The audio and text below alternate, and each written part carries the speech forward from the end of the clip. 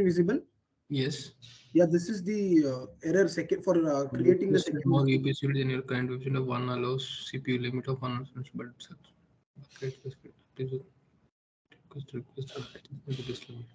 go to the instance. What was the changes you are trying?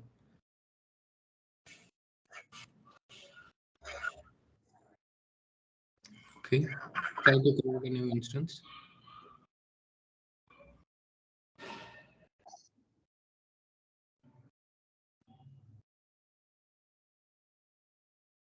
Okay. We'll start creating the second instance, Ashok. Yeah, give some name.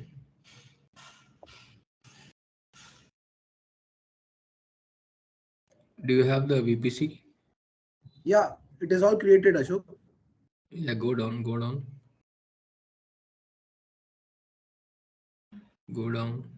Select the key pair, what was given.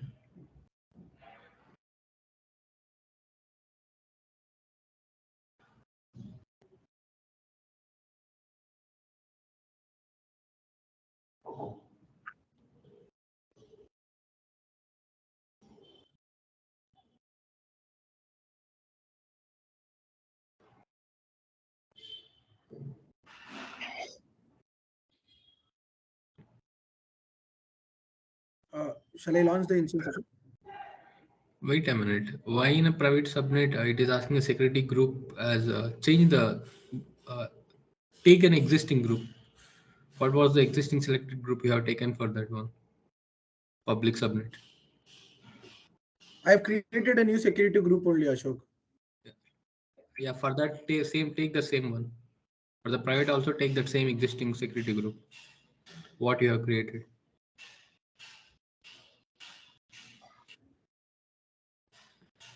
What was the one? It's a default. No, no. I don't know. I need to check it. Just a second. Just open a duplicate tab.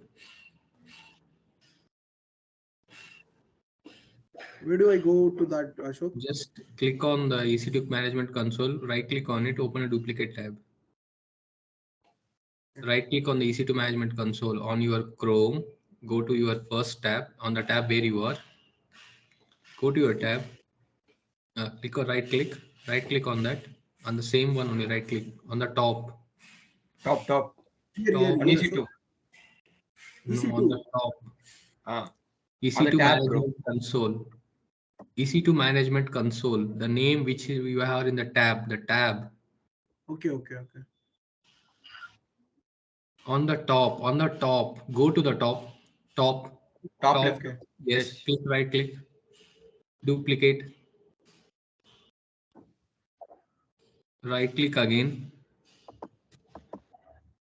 No, not that one. That one. EC2 management console. Right click on that one and click duplicate.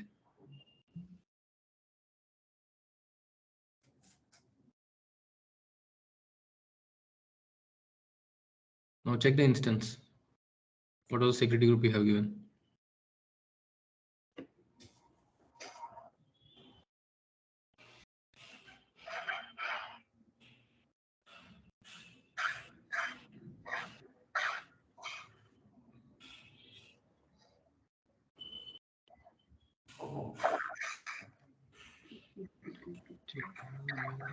It will be in the security.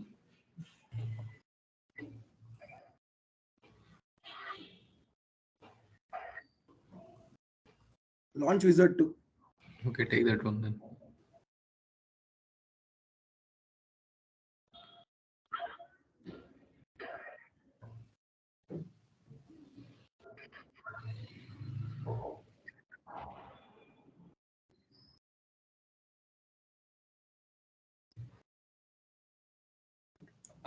Unselect the default one, bro.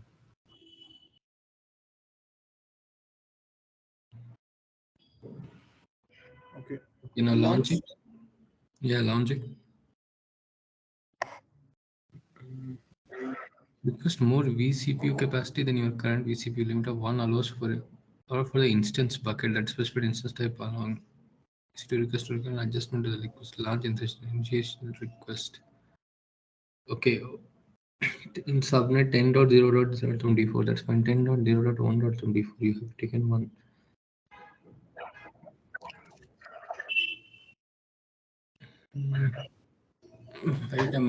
Copy that AWS Amazon contact user. Please visit. Copy that. And just copy that one. Yeah, send it to me. Send it in the chat. Okay, sure.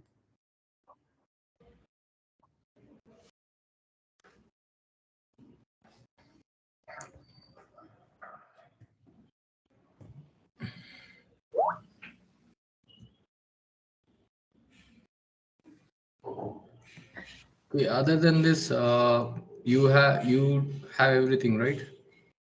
Yes, Ashok. I've created the Everything. VPC. I've created the VPC. Subnet is created. Routing table and internet gateway is all connected. Later on only I got into this EC2 management console. I've created one instance and second instance. This is the problem, Ashok. Okay. Just show me the error one more. You have requested more CPU capacity than your current CPU. More CPU than current capacity. This was means the error, Ashok.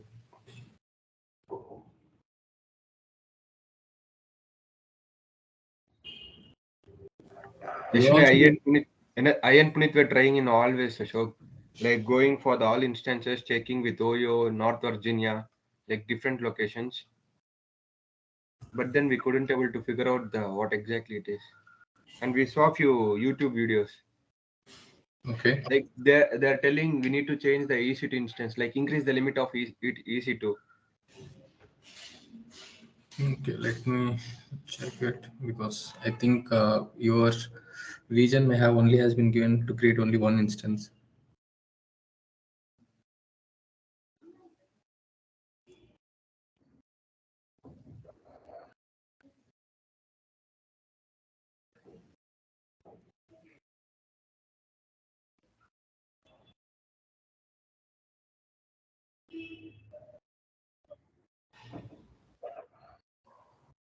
Have you tried have you tried to create other than Amazon with the Ubuntu? No, Ashok. Try that one. Okay. I'll stop the current instance No, and try again. no, it will keep it but that one in the create another one with a Ubuntu. Just want to see one thing. No. Oh, yes. There won't be any differences, Ashok, for like Ubuntu and Linux. We're using two different systems here. We'll be No, connecting. issues. That's it's up to you, right? What you want to use. I just want to go to the resources and Keep here. I'll link to the existing yeah, only, Ashok. VPC only.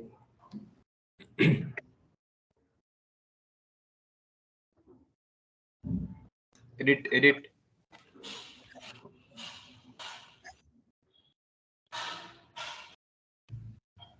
I think here it has not allowed more than one, so that we need to be changed. Let me see.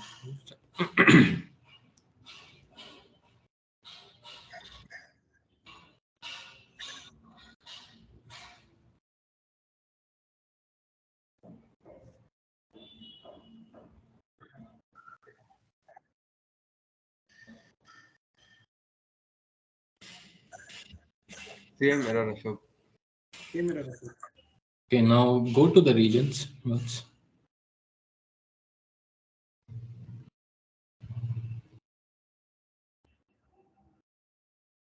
Okay, you are in Ohio, that fine. Now come to the EC2 dashboard. Click on the EC2. There will be regions here somewhere. Come little down. Here it is, Ashok. We have to increase our limit. I think it will be here somewhere. Just wait a minute. We can increase limit directly, Ashok, like by typing here. Yeah, there are limits, right? EC2 dashboard, Yes. there are beside limits. Just click on that limits. On the left side, there is a EC2 dashboard. Below that, there are limits. Global view, events, tags, down, limits. Click on that limits.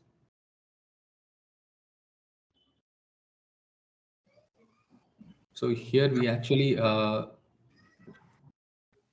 to increase the limit count. Okay, go down. Calculate vCPU limit. Just click on that.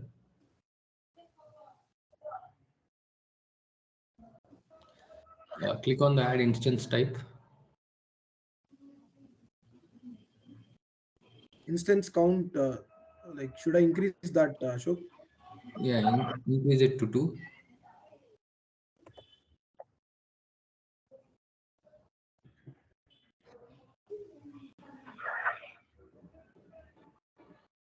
What is the instance type? Select instance type first. No, In it's the starting one. You have to search. This instant type.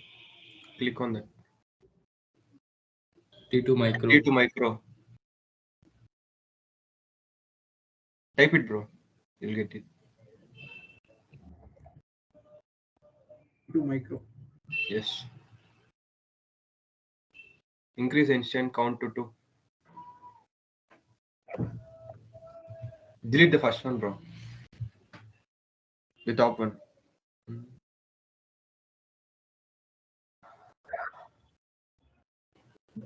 Okay, wait a minute. Then after that, you have to request All standard place. request on demand institute options. Go to the options. Request on demand limit increase.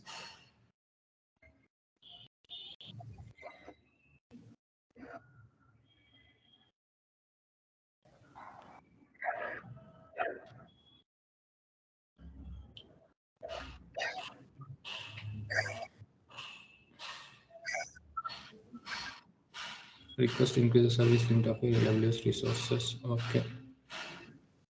And go down.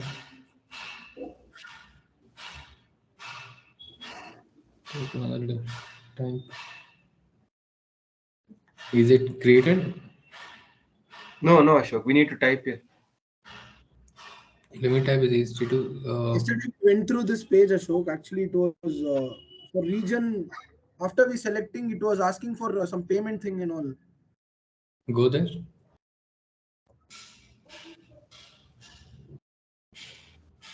For Nagesh, it went for 2 instances. We created it, right? I too have created Ashok yesterday. Then for All standards, bro. That the option is all standards. A, C, D, H. That. New limit, I should type 2 here. Yeah.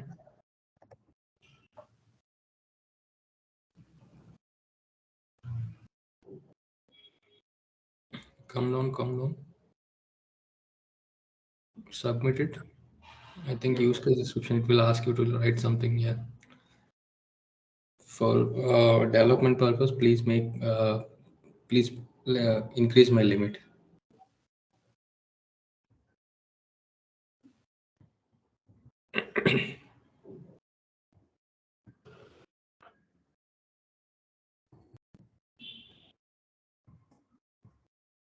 Have you taken region US East or US West? What was the one you have taken? East, Ashok. Oyo East. US East Oyo. Okay.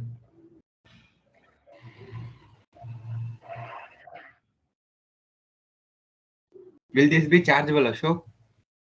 No, it's not chargeable. It's not. See, unless for the first 6 months, it is not chargeable. As I said, the money means if you are using more than the free tier limit, what they have mentioned, so then it is chargeable. Like if you go to the instances, you will be seeing a free tier of eligibility up to 750 hours. So if you are using more than that, then they are going to charge you. Go to the again EC2. Okay, Puneet. Yashwant, do you have your instances ready? No, Ashok. I'll create it now. Shall I? How much time it might take? Because 5-10 minutes, Ashok. I'll complete it. Along with the VPC subnets. Within 5-10 minutes, I'll do it, Ashok. Sure, go on.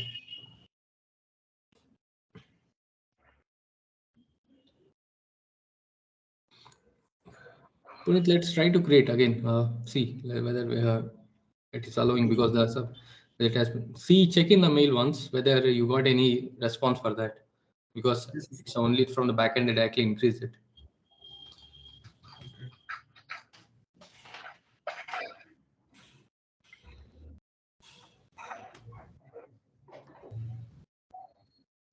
Ashok, I got a mail just now.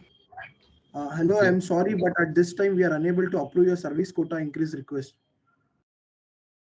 Okay. Service quotas are put in place to help you gradually ramp up activity and decrease the likelihood of large bills due to sudden unexpected spikes. If you would like to appeal this decision, please reopen this case and provide as detailed as possible. With this additional information, we would be happy more than to reassess this request. Okay, do one thing. Delete the VPC and everything. Change the region. Okay, sure. Delete everything and change the region to US East Virginia. Let's see. Okay.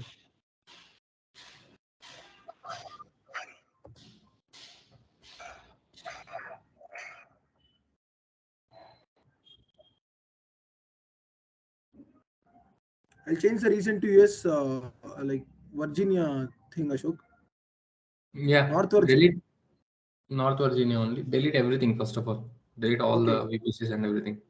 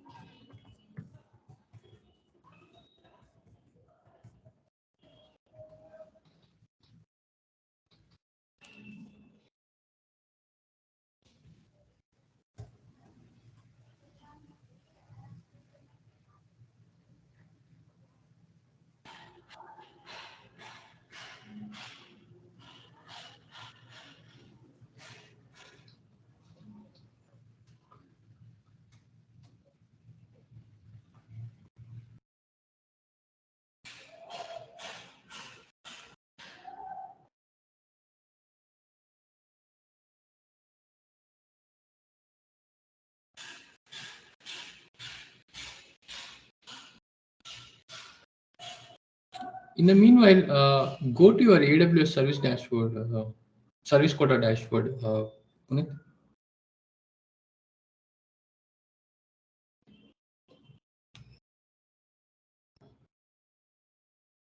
Yes, Ashok. Have you gone to AWS service quota dashboard? Now, AWS AWS services, if you click on that, what it is called, AWS service quota dashboard, just type on that one. service quotas. Service, yes, just go to there. Yes, I'm on that page, Ashok. And are you sharing the page? Just a second, I'll share it.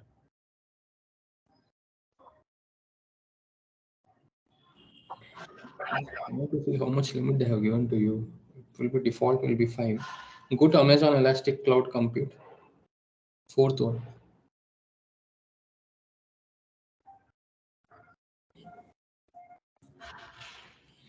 Go to the all standard ACD, that spot instance request.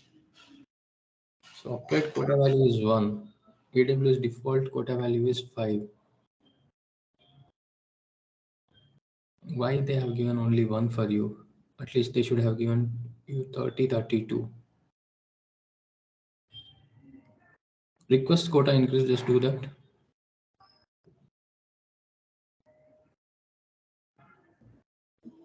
enter the total amount that you want the quota to be. Quota to be just mentioned 32. Request.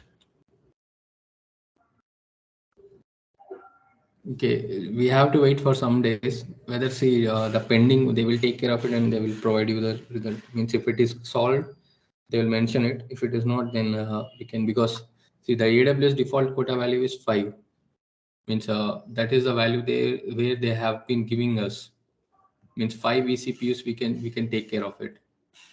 That is adjustable. So let's see Okay. how much they are going to give it.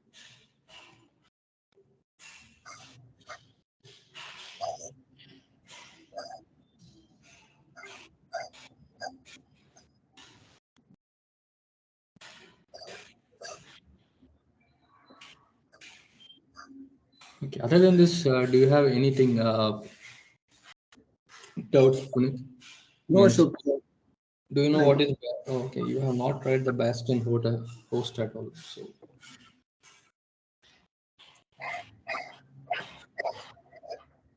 okay, if you guys go further, because I also have to give the assignment to you.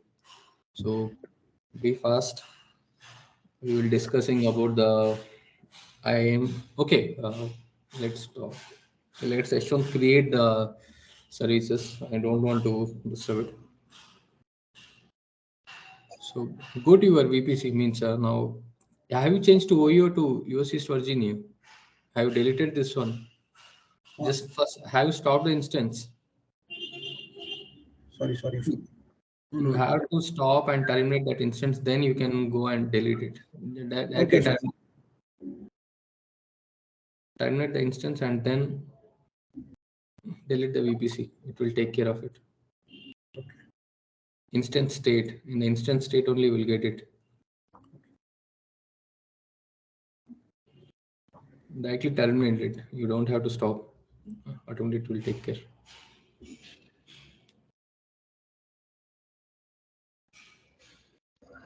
So once it got terminated, go and delete the VPC. So it will delete the subnets and everything.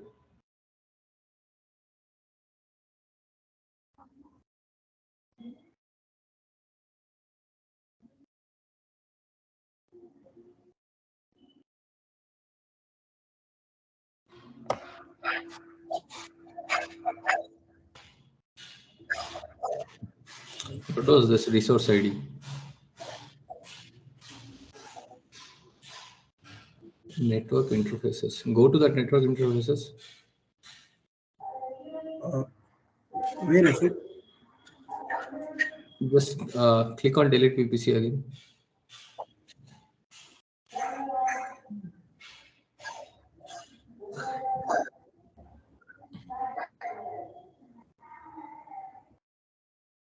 What you have created in the network interfaces?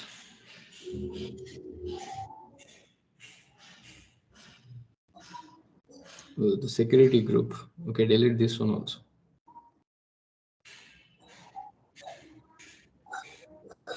Why it has taken a network interface when you are doing it? Delete it.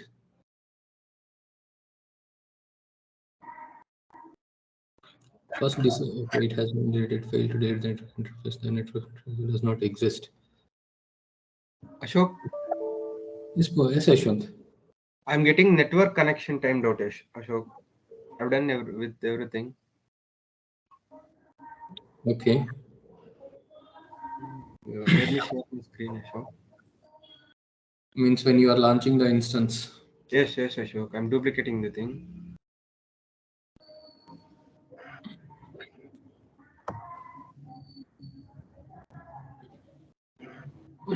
Close the putty. Close the putty. Refresh once and go back.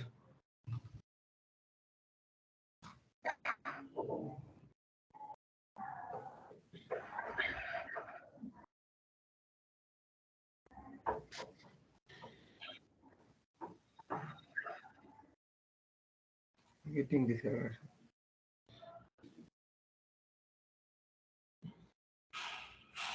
Ashok?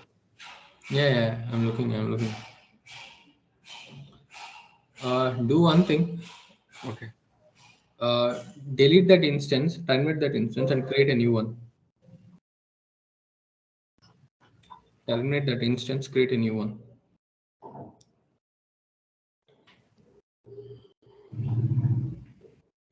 Everything, Ashok?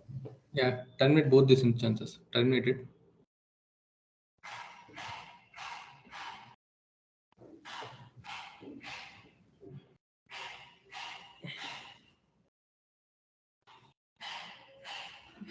Click on the launch instance now.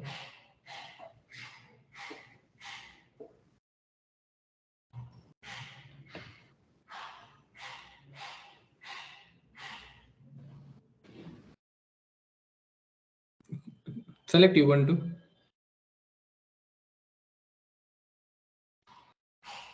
Okay, go down.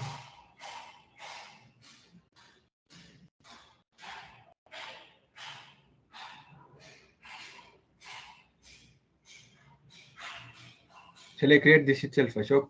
Launch user to create new one. Last time I have used default one by using selecting group. Okay, use a new, create a new one. That's fine. Give the anywhere source 00, port range as 00. It is taking it. Okay, that's fine. It is taking anywhere.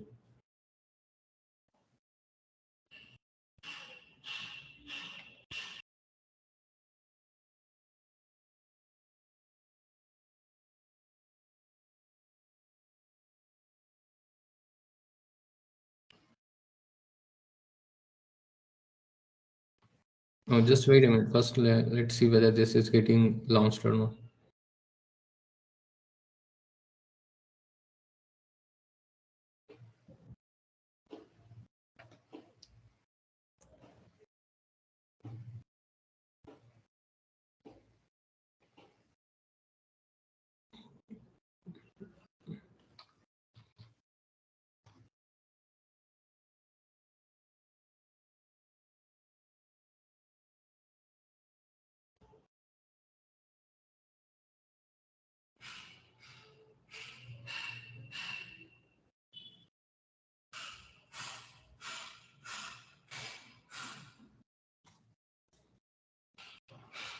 Okay, Sure. that's fine.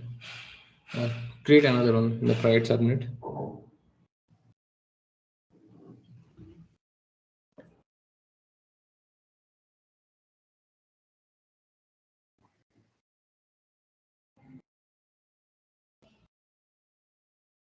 Use the same existing server group.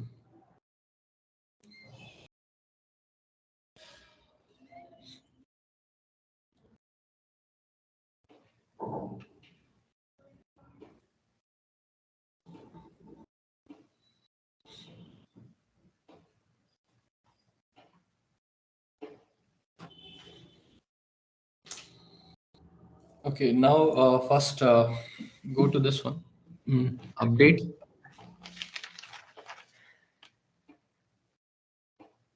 Here, update, Ashok. Yeah, sudo apt get hyphen get. There is no space.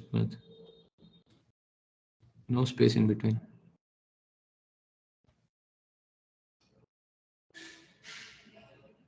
Ashok. Space update.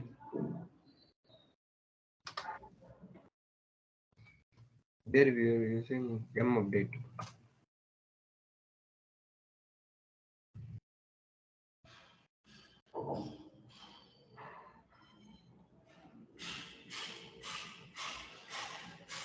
Done, Ashok. Okay. Now Sudo apt install HTTPD. yeah, you can do it. Go on.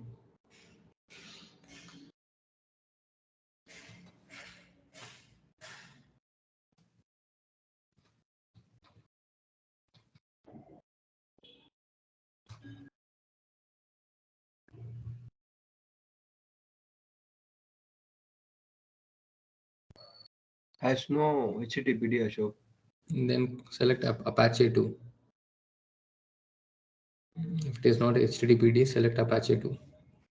Okay. Write Apache 2. Okay, sure.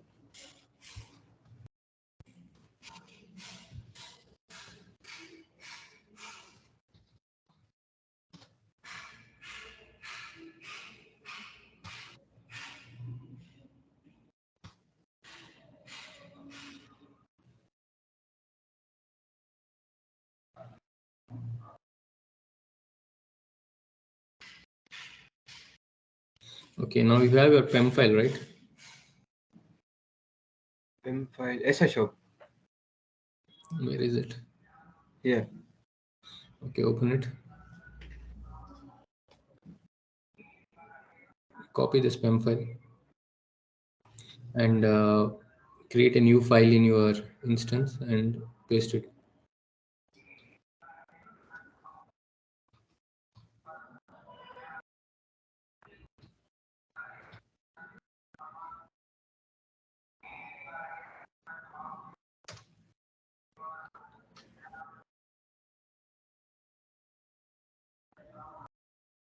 Okay. Change the ownership of the file.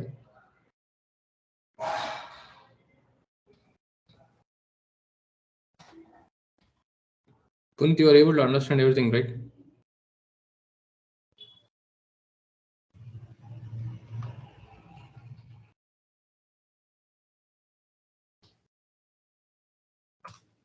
Sorry, I'm muted. Am I talking?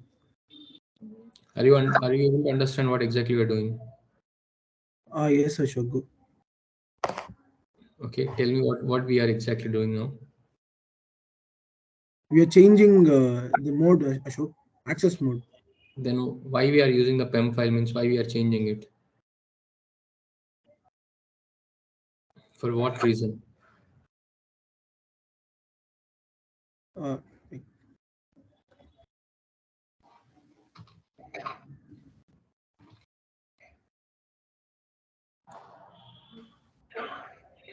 Wait a minute. You have selected Amazon Linux.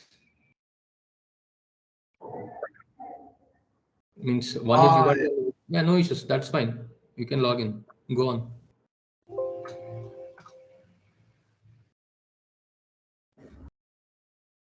Click yes. That doesn't matter. So you are in Ubuntu or in Linux because these are all domain systems only. So it works out. See, if you see now, if you check normally, now Ubuntu has been changed to EC2 user, and the IP address has been modified. So Punit, this is called Bastion host.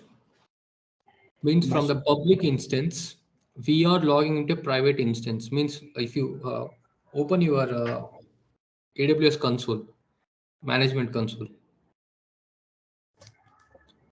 go to the instances once.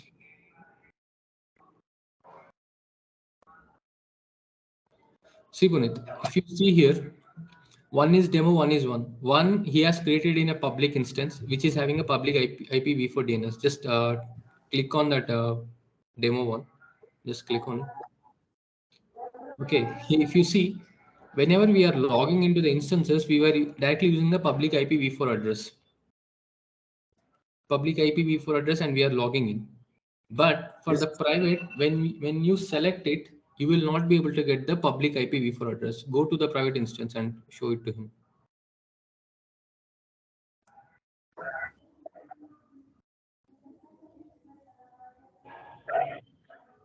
If you see Punit, there is no public IPv4 address because this is a private instance. We have taken it as private because the subnet which you have created, it was in private. So if you create in a private subnet, the instance will never have a public IPv4 address. So to log in into this instance, we have to go through the public instance and we have to SSH from that instance. Like suppose we are using the public IPv4 address, how we are SSHing it? From our laptop using PuTTY, we are exactly going into the public instance. The same way we are using the SSH and we are SSHing into the private instance using the private IPv4 address. For that, what was the key pair that we have selected? The key file was PEM, the file which we actually selected in the key pair and we want to create it. We have selected that one. So using that address, we will be saving it as a pair, dot PEM. See, it can be any name. It's up to you. Dot PEM, but the key should be the key value should be present. Dot PEM, and we have modifying because it's only read 4. Read execute, so 400, and connecting to it directly we are using SSH minus I, the PEM file name, and what is the user. If it is a Ubuntu user, it is an Amazon EC2 user, and the private IP instance. That way we are logging into the private instance. This public instance which we are connecting to the private is called bastion host, which acts as a bridge for us to connect into the private instance. Now go to your private instance. Now type sudo apt get update. Try that one. I think you have to use yum here.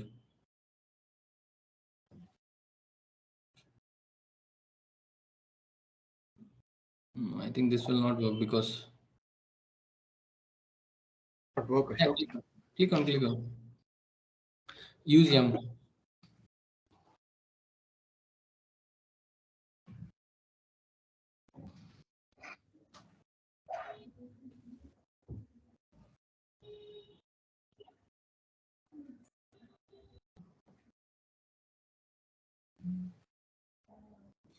See, you are actually asking to get update in a private instance which is not connected to internet at all. You are asking to update. It will not allow you because this is not connected to the internet at all. How the private instance will be able to access something that is on the net? Click on Control C.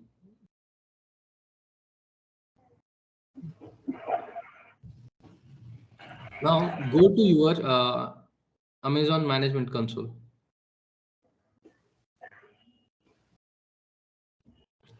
Go to the VPC first. Now first create an elastic IP. Go to the elastic IPs. I need to type here, Ashok. No, it is there in the left side. It is next to DHCP option sets. Down to DHCP option sets, Yashwant. Left corner. Yeah. Down to that. Elastic IPs. Virtual private cloud.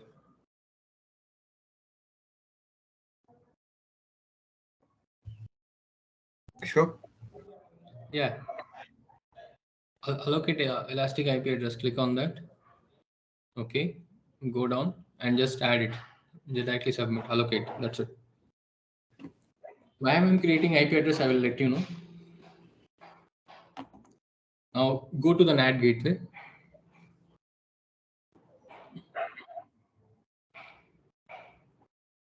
Create a NAT gateway. Give some name.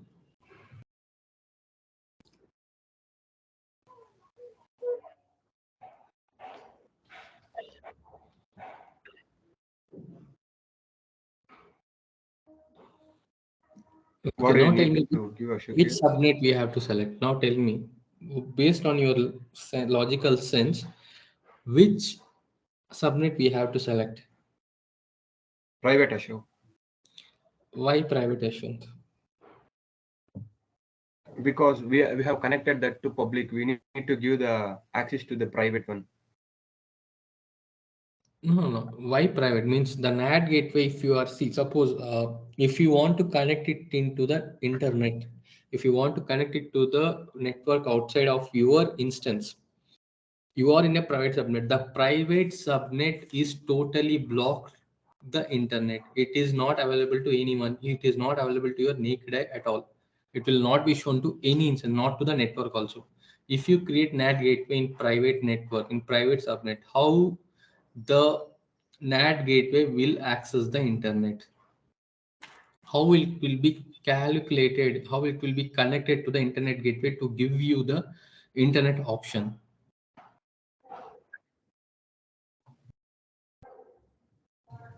Then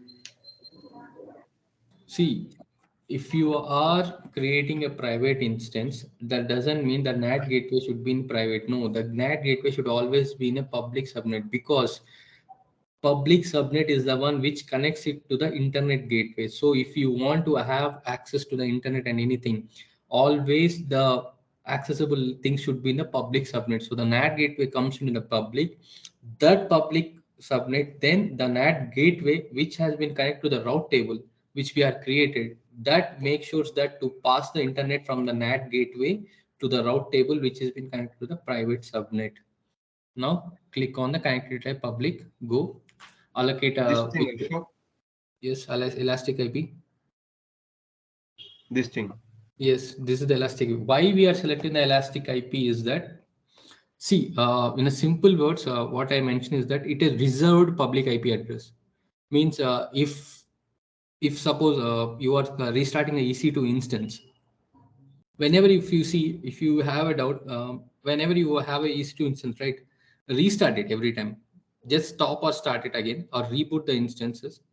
If you restart it, your public IPv4 address will be changed. If you have some time at means after the class, just check it out. Restart that instance, means on your management console, just reboot it or something, stop or start it. So if you do that, your public IP address will be changed. Why? Because it is a public, it's a global one, right? In the VPC, every time if you are restarting instance, it is allocating you a new public IPv4 address every time. So not to have that, we create an elastic IP. Why we are creating elastic IP is that because in the NAT gateway, when we want to send the traffic to internet gateway, we want to get the traffic to the internet gateway, we need an elastic IP address, which it should be constant. It should not change every time, because every time the EC2 gets reboot or maybe it is down, so the IP address will be allocated to some other person. So we don't want that.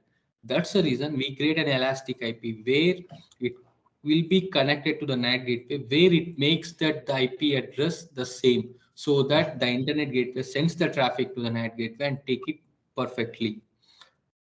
This is the reason we create elastic IP. If you have still doubts, check it out what is elastic IP in YouTube. If you still don't be able to, let me know again. I will clear it again.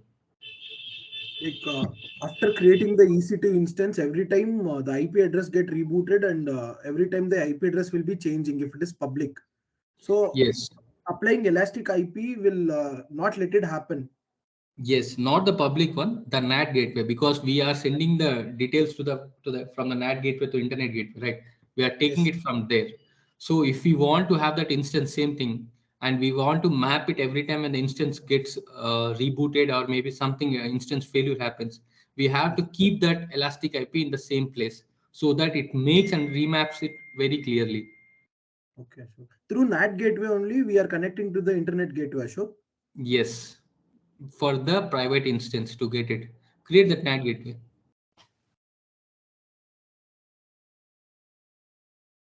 Now go to your route tables, go to your private route table.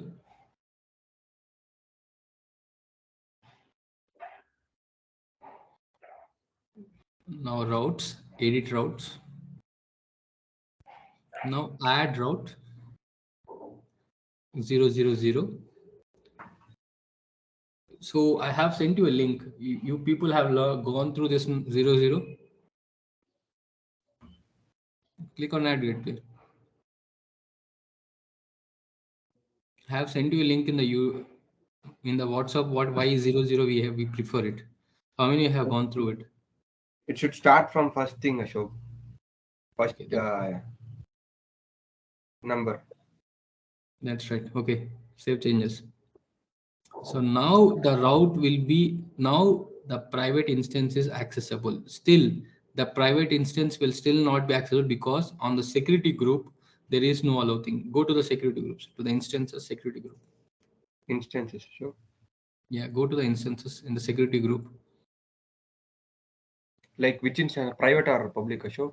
We kept the same security group only, right, for both of us. That is the reason I asked you to select the same security group, because it will be accessed from the both. Okay, yes, Ashok. No, not that one. Not that one. Security group. Go to security. Click on the security group launch user 2. Click on that. This thing, Ashok. Yeah, click on the security group. Above H1.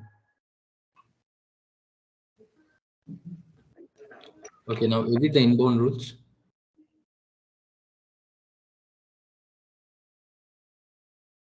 See guys, I will tell you one thing.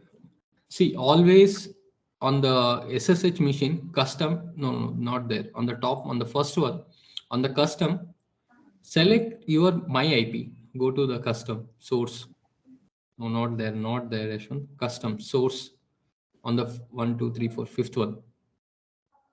See, always select my IP, because this way the instance which has been created will be accessible only through your laptop. Go click on my IP, it will change automatically, takes to your IP. So this way it will be only accessible through your system IP, through your laptop IP. Other than that, it will not be accessible. This is a very good practice, because when you do SSH machine, you want to SSH into your public instance, the whatever the instance you have created, always keep on my IP. So this way it is helpful. It is accessible only from your system IP. This is a good practice to it, because if it is anywhere, if anyone has your public IPv4 address, they will be able to easily able to log in into that instance. Always do this. Means the organization will be, if it is from the server IP, they will mention it. Now add a rule. Add a rule. Now we want to access it. We want to access that SSH. That SSH means in the private instance, we want to send the net, we want to send everything. So we have to have that internet, the NAT gateway will be accessible. So click on the custom TCP, SSH, do SSH, custom. Now here, see, keep it custom, keep it custom. Now, if the private subnet needs to be accessed over the internet, so for that it has to be accessed over the VPC, means we have to provide the exact private. See, here we can use three values. One, the private IP address which it is having for the public instance, because we are connecting it to the public instance. Go to the instances. No, we need to save the changes, Ashok. No, just keep it like that only, don't do anything. Go to the side tab, go to the instances, go to the public instance. I'll show you something. So here, if we were connecting, as we are connecting from the public source, from the bastion host, so we have to give private IP. So from this, it will be accessible through the internet. Otherwise, go to VPC.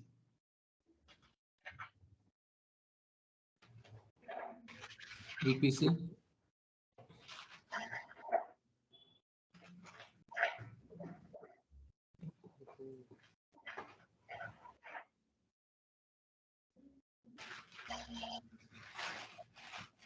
So go down, come down.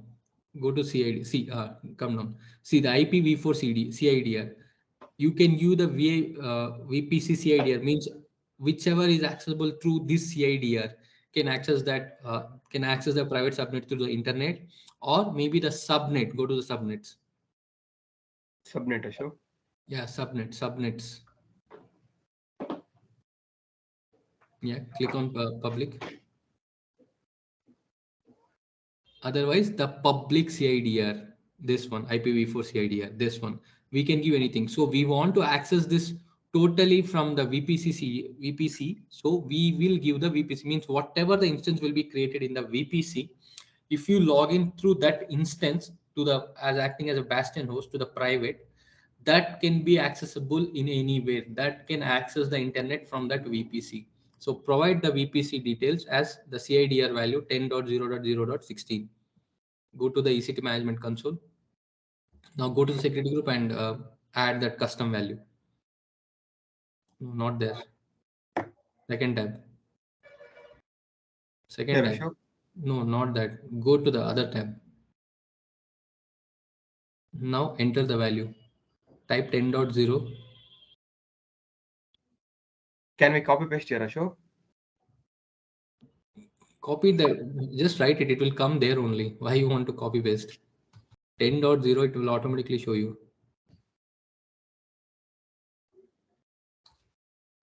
So it came. Second one. Second one.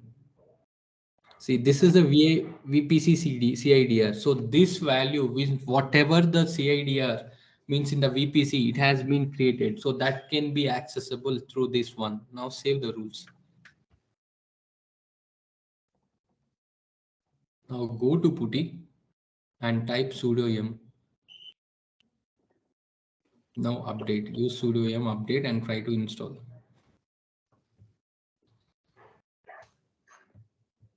See, now the internet is accessible. Now type sudo yum install Apache or HTTPD.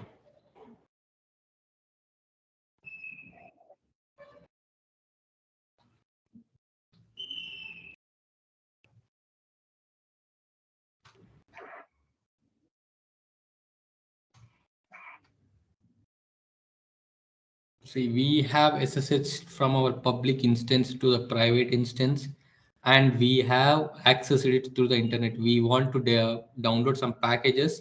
We have connected it to the NAT gateway, and from the NAT gateway, it is connected to the internet gateway, and it is taking the traffic and it is sending to our route table, which is accessing the private subnet. Did you guys understood what we have done exactly?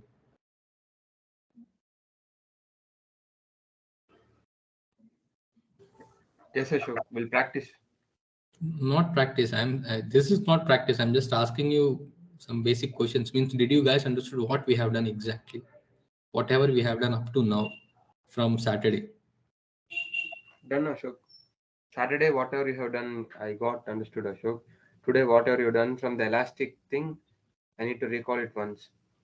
Like we have created, after that, copying SSH ID from the private key, we have pasted here.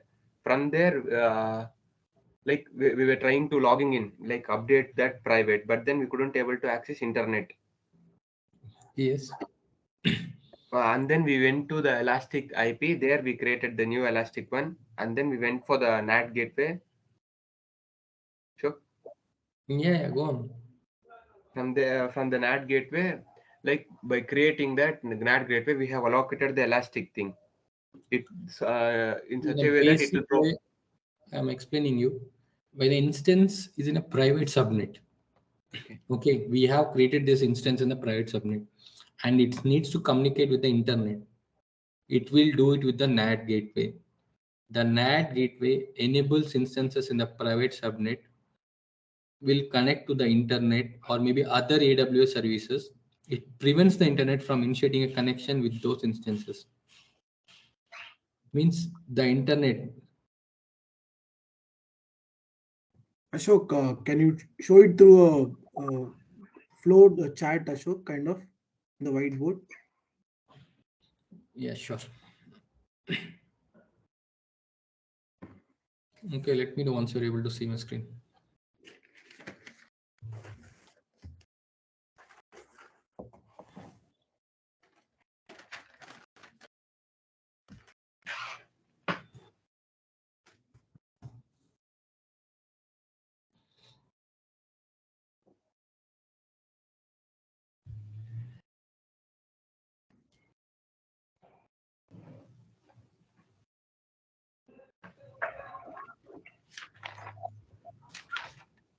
See, this is a picture. Okay. Now, whatever we have done, we have a AWS account first, and we have created a VPC. Yes, Ashok. Okay. And after that, what we have done, we have created one public subnet and one private subnet. Yes. Okay. And what are the availability zones we have taken? One has been created in a public instance has been created from H1. We have created one is in US East 1A, right? Ashok. We have created in which availability zones? One is 1A and one is in 1C, right? 1C. Yeah. So the private subnet has been created in availability zone of 1C, and the public subnet has been created in a 1A. Okay. After that, we have created a route tables. Means this one is connected to a route table, and this one is connected to a route table. Means the public and private subnet are also being created to a route table. After that, we have created an internet gateway. Yes. Okay. And what we have done is that the public subnet, in the public subnet, we have created an EC2 instance, a single EC2 instance.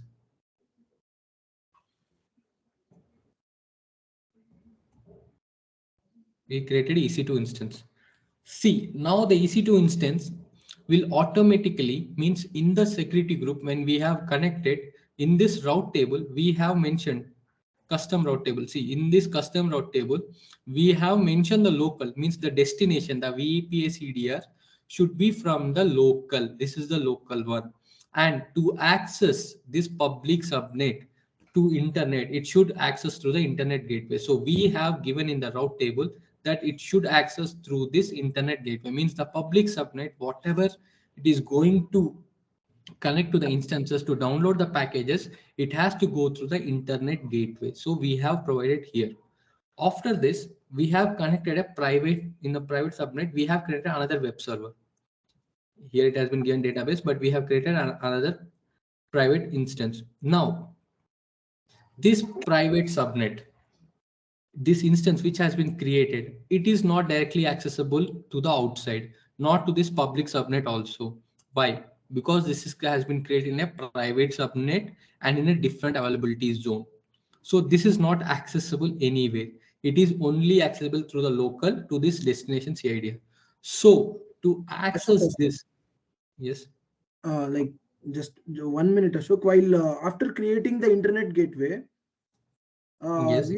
we went to routing table and we edited the routing thing from public. We selected the public and we gave the address that is 0 starting from 0, and we connected to the internet gateway. Yes. That is we did it while creating the VPC only. Now we have not yet done it for the private subnet, so we are doing that, right, Ashok? No. See, when we have created the VPC, when we have created the VPC, in the VPC we have created one public and one private subnet, right? In the Yes, Ashok. public subnet, the route table means whatever has been created, whatever creates in this public subnet will be accessible through the internet gateway. Whatever been created in this public subnet means if you are creating 10 instances, all will go through this internet gateway to connect it to the network, whatever been created in this public subnet. So that's the reason we have given the public subnet the internet gateway. You understood? Yes, Ashok. Okay, what Ashant? Can you draw this and tell us, Ashok, like step by step? Like I have shared one link, see Ashok, in chat box. There you can draw easy diagrams. Which have given? Of the flow chart you are using this one.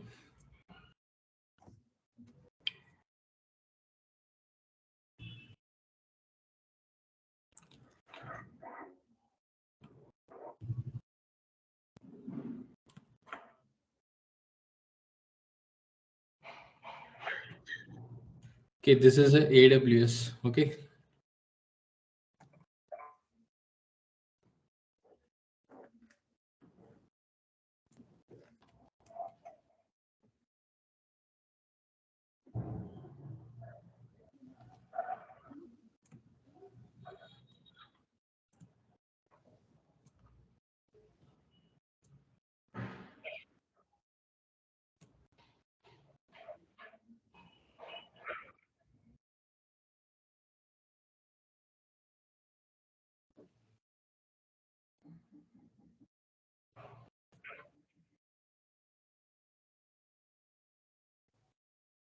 You want to type, Ashok? Yeah, I'm saying that where is the type actually? No, you can double click on that, Ashok. Between. Okay, that's fine. So this is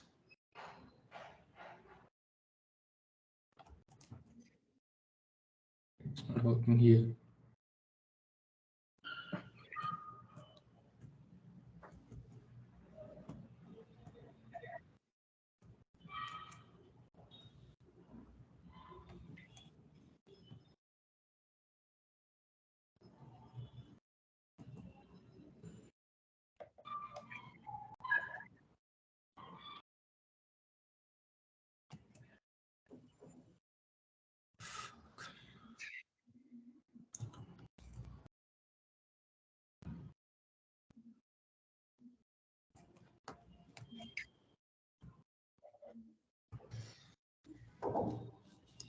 Okay, one is AWS account which we have taken, means this is the region.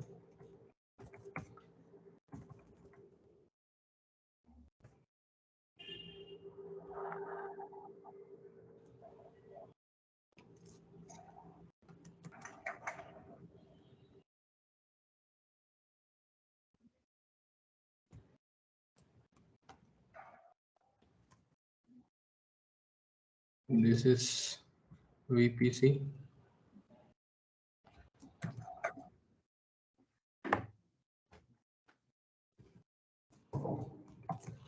This is a VPC.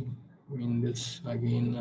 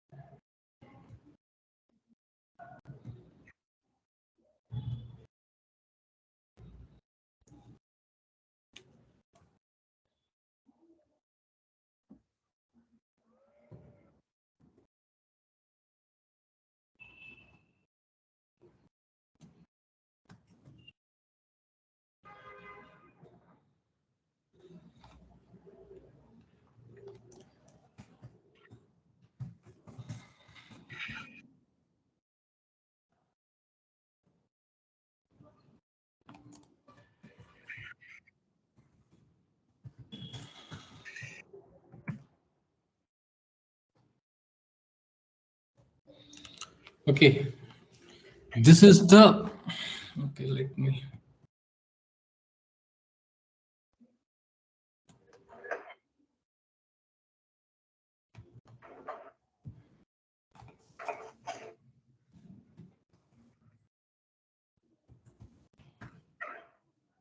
Okay, whatever we have done, I'm just creating it in a simple code.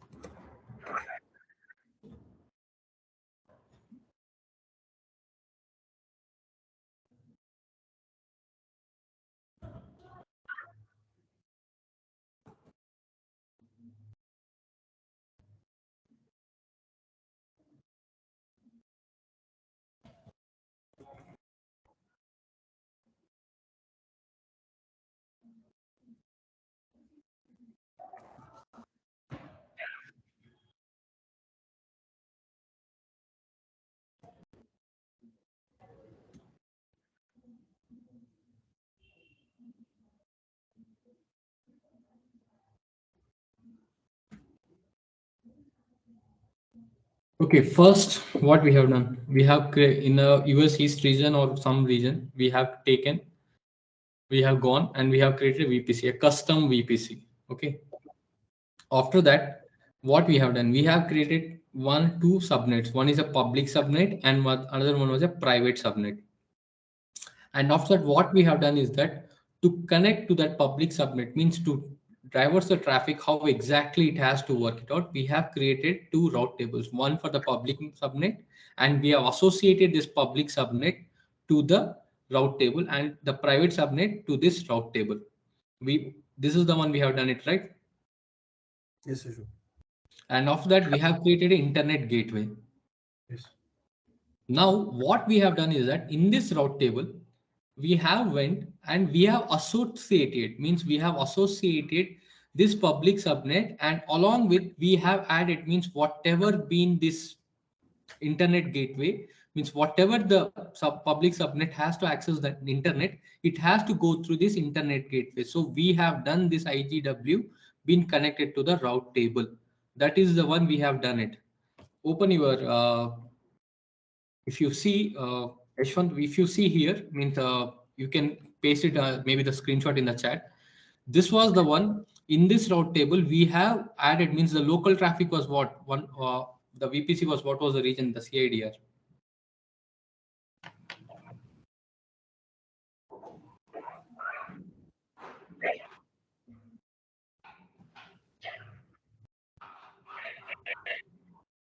What was the CIDR? It was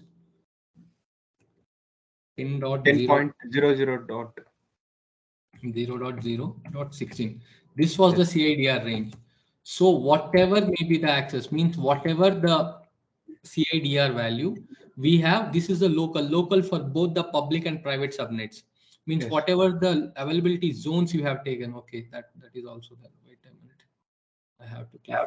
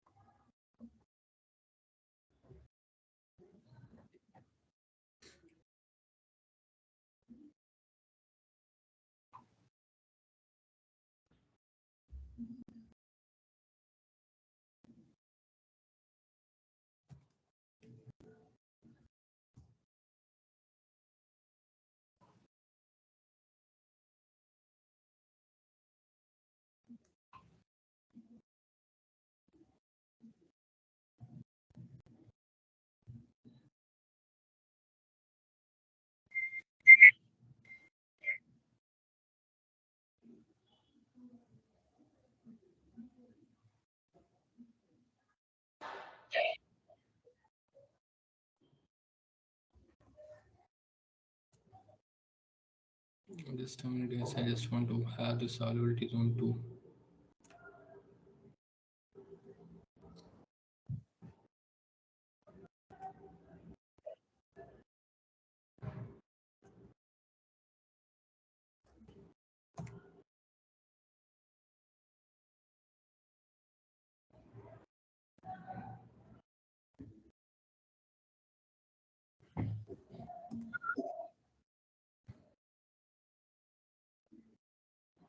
Okay, this one was US East 1A.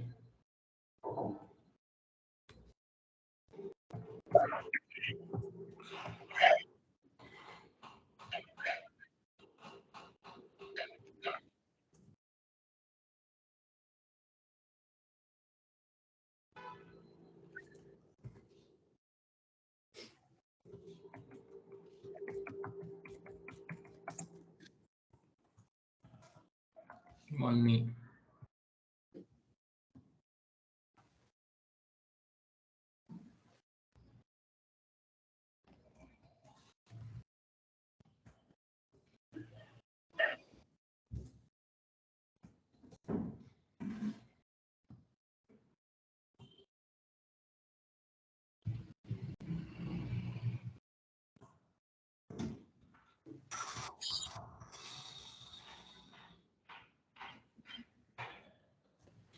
Okay.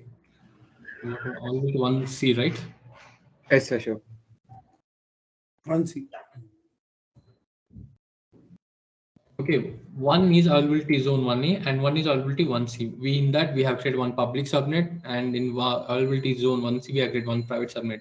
In this public subnet. Again, we have created a route table, and in this zone C, we have created another route table 2. And we have connected this public subnet, means the CID or local value to this route table, and this private subnet local value to this route table. Means whatever you have taken that availability zone values, in this VPC, we have connected both the local value CIDRs to this route table. After that, we have created an internet gateway, and we have decided that the public subnet has to go through the network connections through internet gateway. So we have added this internet gateway associated with route table. So whatever the traffic, whatever may be the ones will be going through this public subnet will go through the internet gateway. Now we have created an instance in between.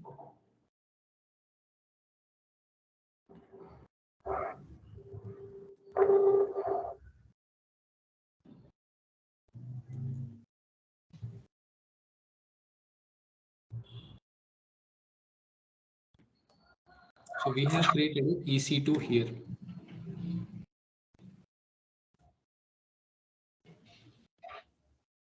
And to access this, whatever it has been gone, means whatever it has been gone, whatever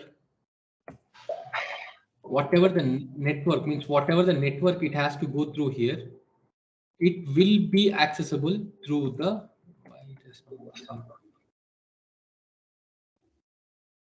whatever may be the internet access, means this EC2, whatever needs to be accessed, it will be accessible through the internet gateway. So this is the way it is accessing. Now we have created another instance in private subnet.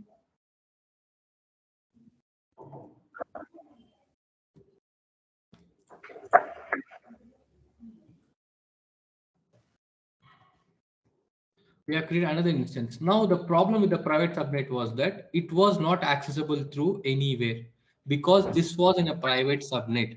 This was not accessible because to SSH into this, we have taken the public subnet. From the public subnet, we have taken the private IPv4 address, and we have SSH'd. We have SSH'd into the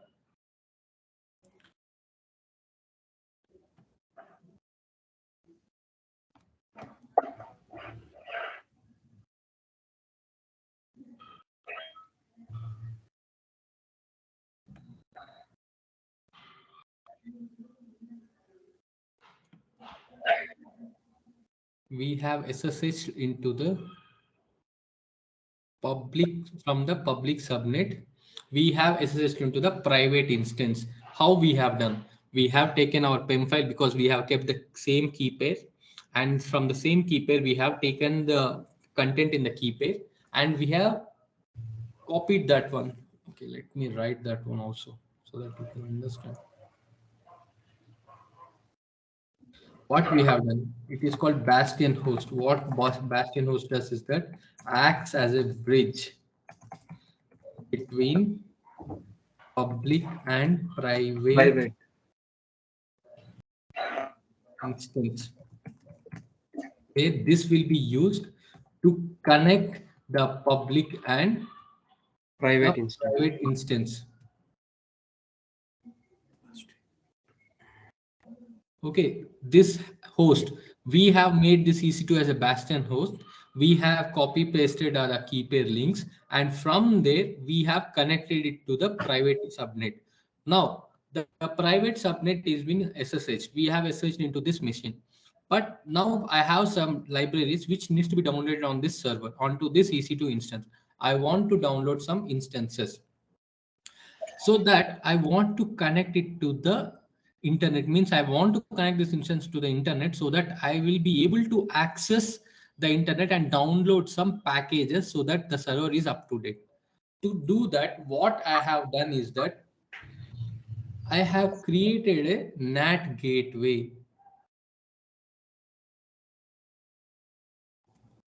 This NAT gateway acts as a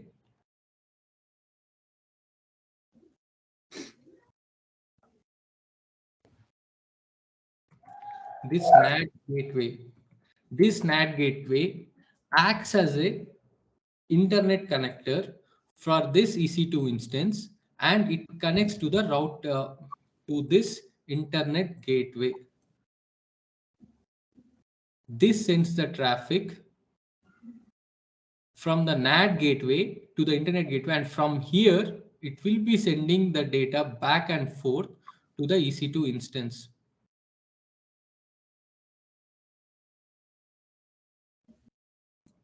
To this will, suppose a person is there and he wants to, where is the pencil here?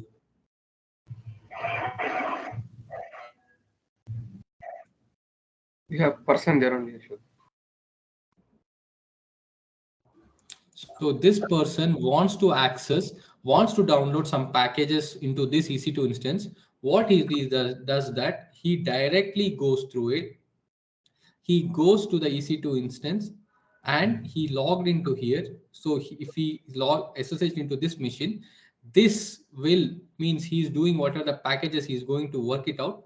That will go through the NAT gateway. This NAT gateway provides the internet, means it will connect to the network, to the internet gateway, and it sends the traffic to the NAT gateway, and from there to the EC2 machine. And this EC2 machine downloads the packages through the NAT gateway because it is in a public subnet.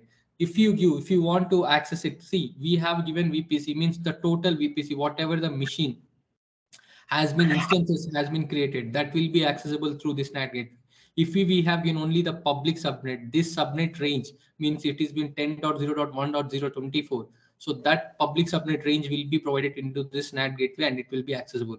If we have given this only this private subnet instance, so whatever has been connected in this private subnet network, it will have gone through the NAT gateway. So whatever may be, the NAT gateway is the one where it takes the instances connector, it takes the traffic of the internet gateway and sends the traffic to the EC2 to download the packages. It uses the enable instances to connect to the internet or any other AWS services, the private instance to access. We use the NAT gateway, and we have created an elastic IP. Why we have created an elastic IP? Because this elastic IP keeps the what it keeps. Come on, guys, what it keeps? Keeps the IP address non-fluctuating. Reserved public IP address to attach to this one, means to this NAT gateway. Whenever, means it has been associated this NAT gateway, whenever if this server gets rebooted or maybe something happens, it will keep this NAT gateway associated with public elastic IP address, so that it maps to this EC2 correctly again, so that if the EC2 reboots also, it should not change its IP addresses anything, so that this elastic IP helps the NAT gateway associated, so that the traffic sends the internet gateway to this source IP address. This is the overall diagram, whatever we have done up to now. If you guys have any questions, let me know. No, Ashok. No, Ashok. Ashok, one question is why are we keeping that NAT gateway thing in the public subnet, Ashok? See, in this is a private subnet, right? Yes. It is not accessible to anyone. This is in private. If you keep the NAT gateway here, how will you be able to access to the internet? Okay. How will you be able to access to the internet? First of all, this instance is not accessible on the internet. How will you be able to access it on the private subnet? If you keep it in private, how will you be able to access it?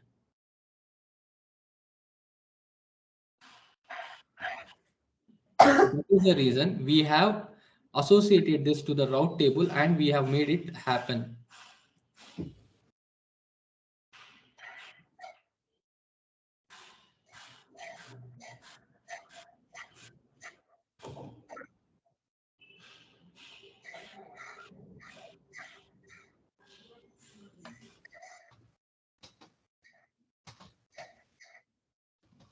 It's not working. Let's leave it.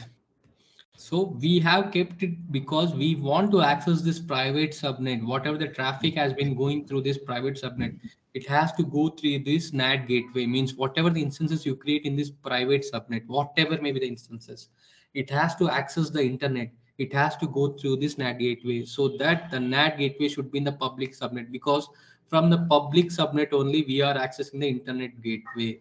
If you keep it in private subnet, there is no point of accessing the net at all. It will never happen. It just it will be translating the address. That's it, Ashok. NAT gateway Not does. actually It's a bridge. diverging the traffic of this internet gateway. Means whatever the traffic it has to come, it will be taking care, and it will be taking from here, and it will be sending to the private subnet. Means whatever has been created inside of this. Now Taking the we are like working from EC2 of private instance.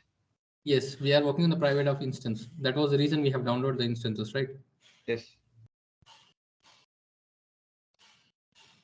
Any questions, guys?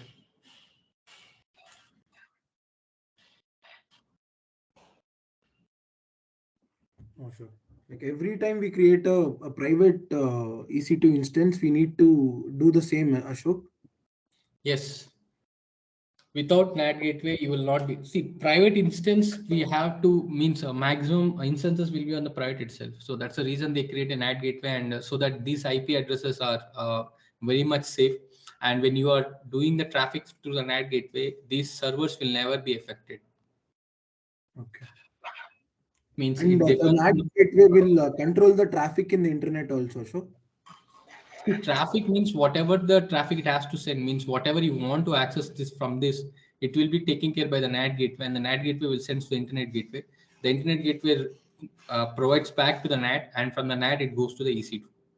So it's a cyclic process. Means it goes from here to here, and again whatever you have requested, it will the internet gateway sends back to the NAT, and from NAT again it goes back to the EC2. It's a cyclic process.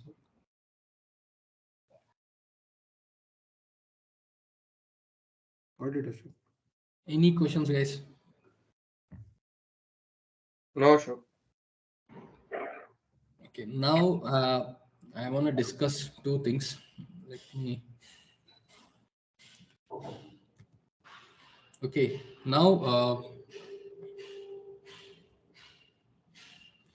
I'm going to give an assignment to you guys. Okay, now you have to work it out, and you have to tell me. I am giving you exactly a week time period.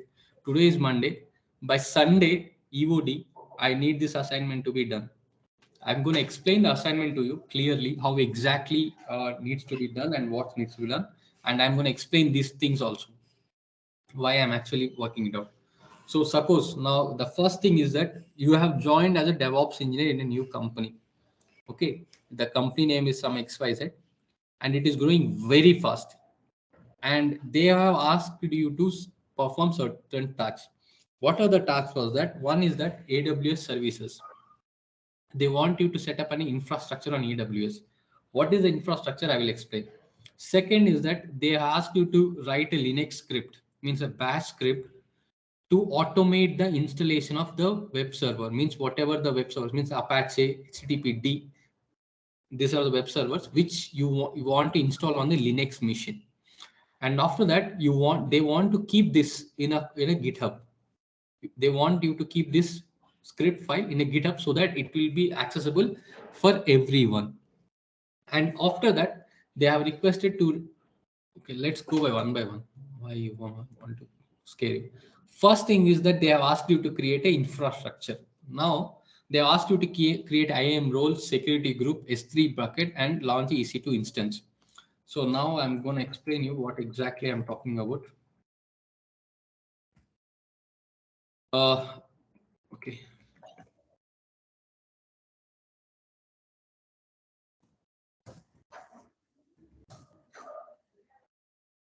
What they have asked is that first they want you to create an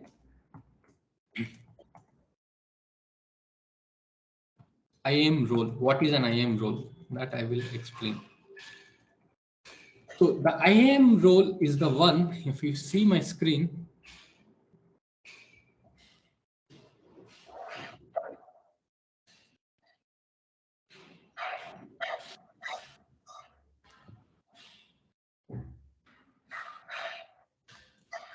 Ashok, shall I terminate this instance, Ashok?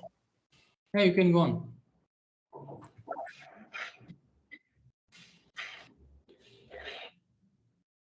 If you see IAM, this is the access management.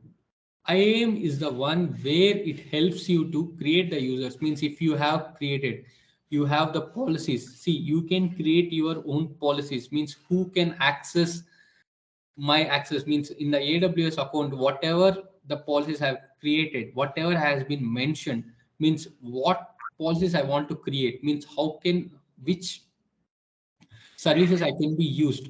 That can be created through a new policy. You can create your own policy. Means see if you have, you can create your own policy, create policy, and you want to choose which services, which service you want to choose. Means what is the service? These are all the services which it can be done. Means these are all services I want to access, and I want to access only for the particular people. So that I'm going to create a new policy. This is called a policy. This you have a defined policies. The Amazon AWS gives you defined policies.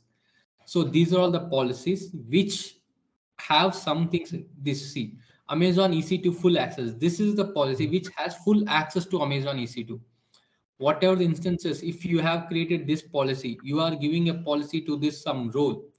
That role will have all the access of this. If you give Amazon EC2 full access to that role, so whoever has that role, the user maybe, that person will have full access on your EC2.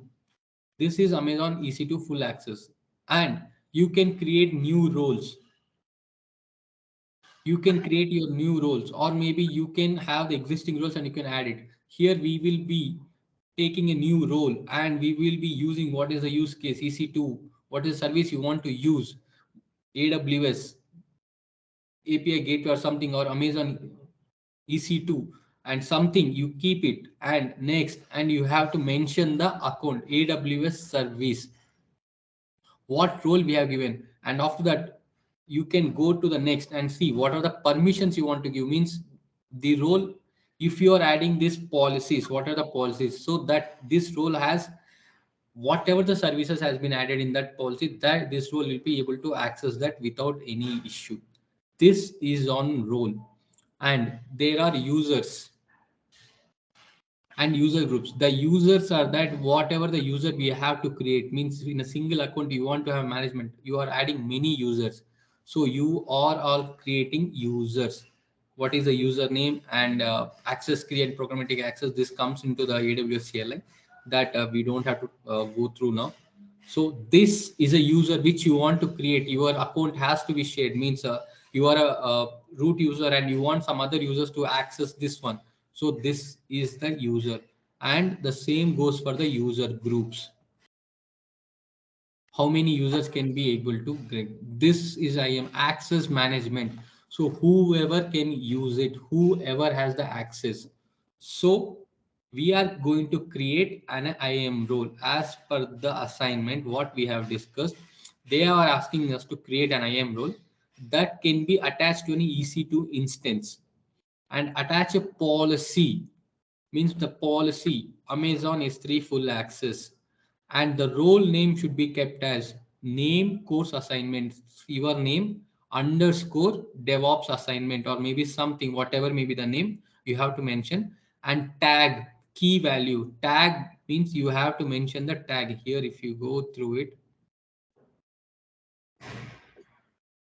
in the role, if you create role AWS service EC2, and if you click on next and you want to give, they have asked you to give Amazon EC2 full access. If you select this one,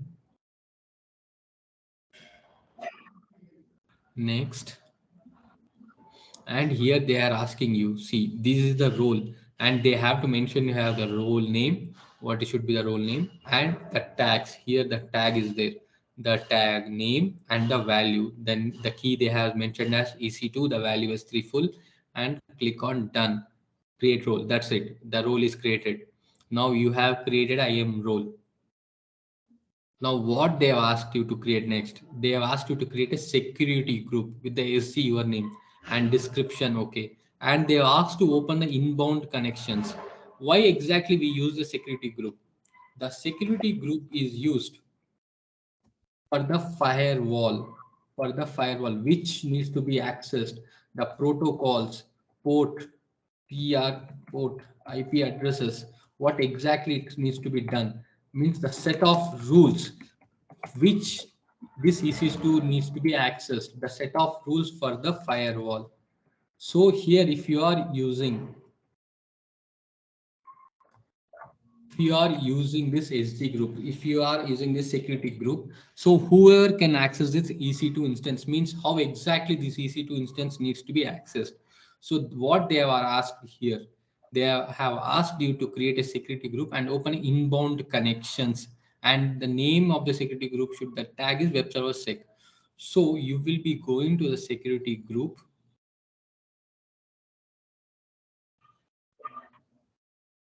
You have understood IAM, right? Yes, Ashok. Creating the role. No, it's just not about the role.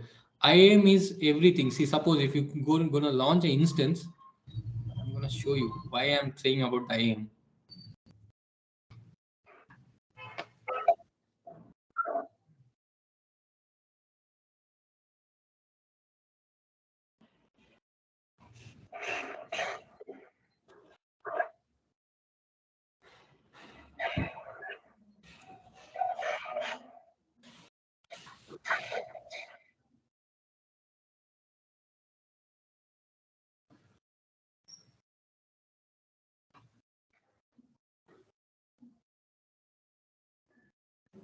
See, here you have the option.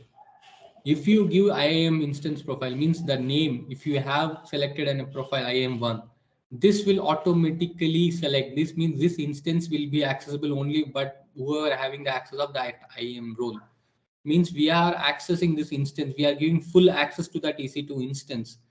Whoever having this role will be able to access it. The IAM is like an access management. Whoever has to do anything on that, if you give this IAM role, means whatever, maybe the role, policy, user groups, they will be taking care of it. They will be using only that EC2 instance or maybe any service on Amazon on your AWS account. So that's the reason we provide the AWS IAM. Here we will be selecting that role and we will be launching this instance when we are launching the instance. That was the reason we have created the IAM role, because they have asked you to create the IAM role. In the security group, they have asked you to create. If you click on the inbound rules, if you see here, I have been SSH is 22 mission, and they have asked you to create HTTP. They have asked you to open the ports 84, 43, and 22. So SSH port number is by default it is 22. SSH port number by default the port range is 22. If you have want the port to be 80, the port 80 is of HTTP. Port 80 works on HTTP. The HTTP port number is 80. And for the custom 443, here you can give the range as 443. The custom TCP. The custom TCP, all TCP will be 0. But if you want to have a custom TCP, that will be 443. You can mention 443 and you can add custom. So they were asking you to give this SSH values, inbound connection values. This will be the mentions where the EC2 can be accessed, means what in which port these EC2 machines can be accessed on port 80, and they can SSH into the machine, and the custom port TCP value is 443. This is the security group they want you to create. So how they want you to create, this is the one, and they want to add you a tag, means they want you to create a tag with the tag name web server sec group. Up to now, do you have any questions? No, sure. Okay, now they have asked you to select an Ubuntu, which is EC server 22.04. Means if you go to the EC2 instances and you are going to create launch instance, if you see, if you select Ubuntu, automatically it takes the kernel as 22.04. So they were asking you to select 22.04. So they are asking you to create EC2 instance, select an EMI and instance type as T2 micro in a default VPC, attach the IAM role. So you are, whatever the role you have created, the name, you have to attach it. And the key name and web server means they were asking you to tag the name and web server. Means if you go down here, you have a tag. Where is it? The tag. Name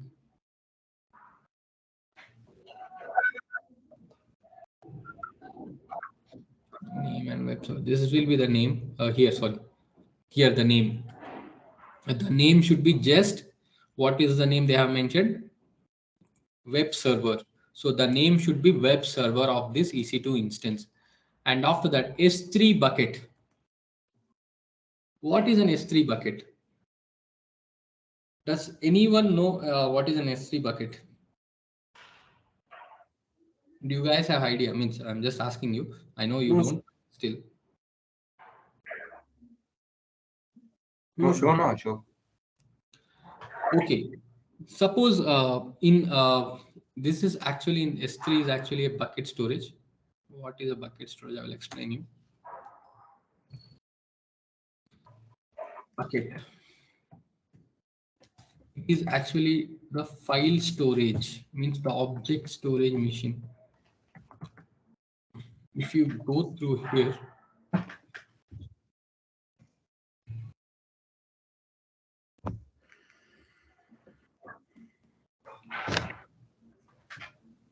suppose you are working on a EC2 machine.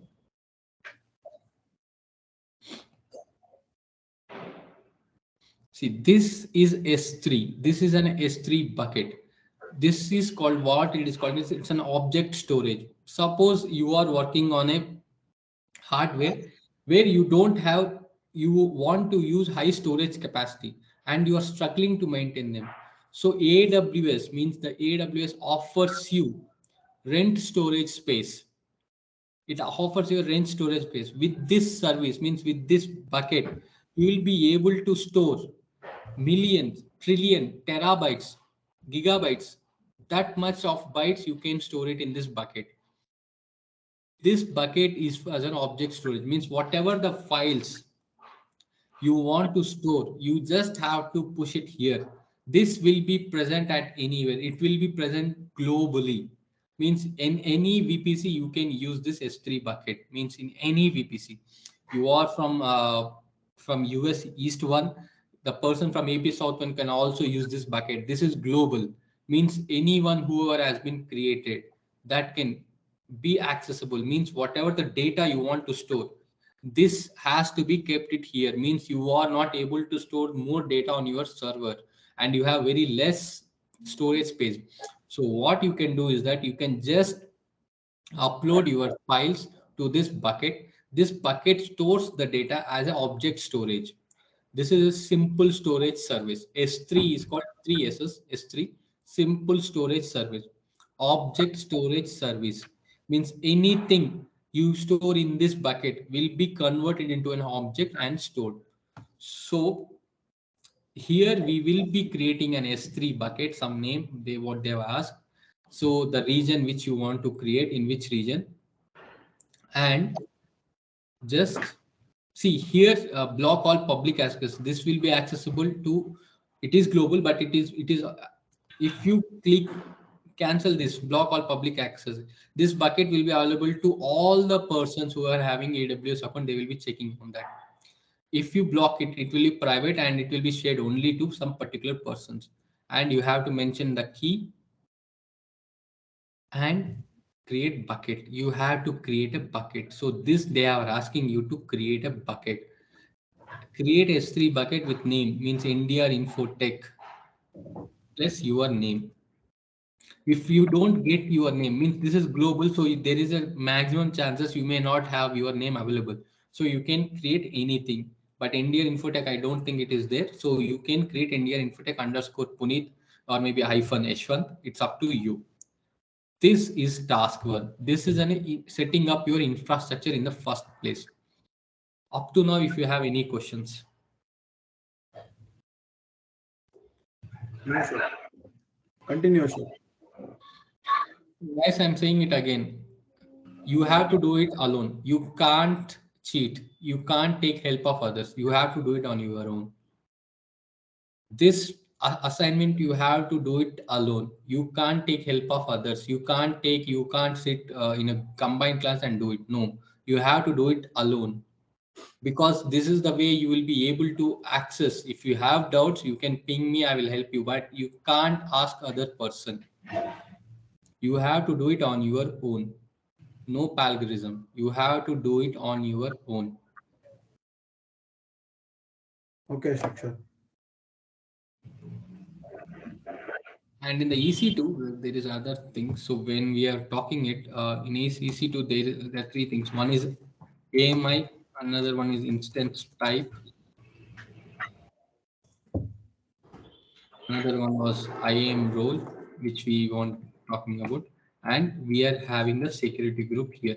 So this EC2 will be worked on the security group, which how the port means where it can be accessed, how it can be accessed, the IAM role, who can access it, and the instance type, whether it is T2 micro, T3 micro, and the AMI, the machine image, Amazon machine image. If you go to the services EC2, and if you see,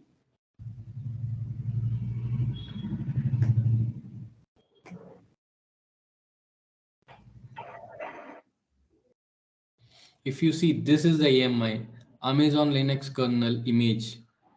If you click on Ubuntu, the image will change. If you click on Mac OS, because this is the AMI image, along using this image, we can create same kind of EC2 instances, multiple, with the same thing. It can be worked it out. This is called Amazon machine image software AMI. So when you are creating EC2 instance, this will be usable. Means when you want to create multiple instances with the same AMI, then we will be using this AMI. This is the first step, setting up a necessary infrastructure. This is a first task one. If you are done, first thing is that create a folder. First, when you are create IAM role, create that folder. In that folder, attach the screenshots of how you are creating IAM role. Same goes for the security group. Same goes for the S3 bucket, and same goes for the EC2 instance. Done. Task one is done. Any questions, let me know, guys, because you have to do it on your own. I'm telling you again and again. After creating, we need to take that screenshot, is it, Ashok? Yes, everything whatever you have done means you are created, and you are do it in the first time wrong. Okay, that's fine. Delete that role. Again, go back and create that new role again, and see how you are doing it perfectly or not. EC2 instance, the security group, S3 bucket. Okay, sure. Okay. Once you are done, keep that server, because you needed that server. So you have to do it in a single go. You have to practice, and then I'm giving you 1 week for you. Now, second, we have to write a shell script, a bash script to configure the web server. Suppose now, as the server is set up, the primary job is to automate. Suppose you are working on the web server and you have installed the Apache 2 server on the EC2 instance. Now you have to make sure whether the Apache server is running or not. And you have to also check whenever the server is getting rebooted, the Apache server has to be started. So what you have to done, you have to write a script. What was the script first? You have to perform first point when you log into the server. The first point you have to do is sudo apt update y, because you are updating the packages which are you having. After that, you are installing the packages. If the package is not installed, means guys, you have to write it in a script, not manually. You have to write it in a script. Why you want to write it in a script? Because going forward, if you are want to write the same thing manually on hundreds of machines, you can't go manually and do sudo apt dot update y, sudo apt install Apache 2 HTTP 2, and you can check service Apache 2 service status. No, you can't do on hundreds of machines. So if you one time, if you have to create a script, you have to create a script, and that script can be used for the multiple machines. So you have to create a script. So whether you have been service is running or not, if the service first, if it is not running, ensure that it's running. If it is not, you have to enable it by checking the status. And if the machine reboots, the daemon process is that runs everything whenever a service runs in the background. It is called daemon process, which is not shown to our naked eye. That is called daemon process. So we have to run a service in a daemon mode where it will be running in the back end. This is up to task 2.1. You have to update, you have to install Apache 2, and you have to make sure that the service is running or not. If it is not running, you have to enable it and make sure the service is running. If it reboots, it will also make sure that it should be running in the background. This is task 2.1. Any doubts, guys? We need to write a code for automatically doing all this, Yes, you have to write a bash script .sh file. okay. And after that, now daily request means you have run Apache 2 server, the web server is running, and it is generating multiple logs, lots of access logs. Means you are running out of disk space, and you can't make them stop working because it's running on a production. So to avoid this, you have created a backup. Means you are started creating a backup. Means you are deleting the logs from here, and you are taking the backup of that logs, and you are archiving. You are sending it to the S3 bucket. This is the reason why we have created the S3 bucket in the first place.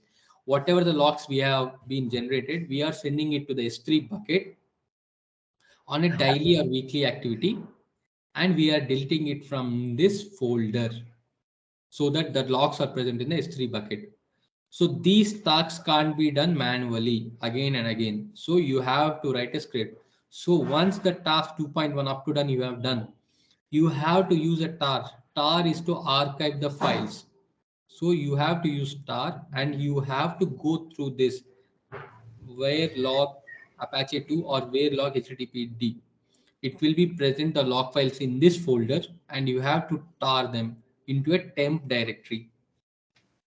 You have to move them into a temp directory, and from there you have to move them to the like this. You have to mention the name like this.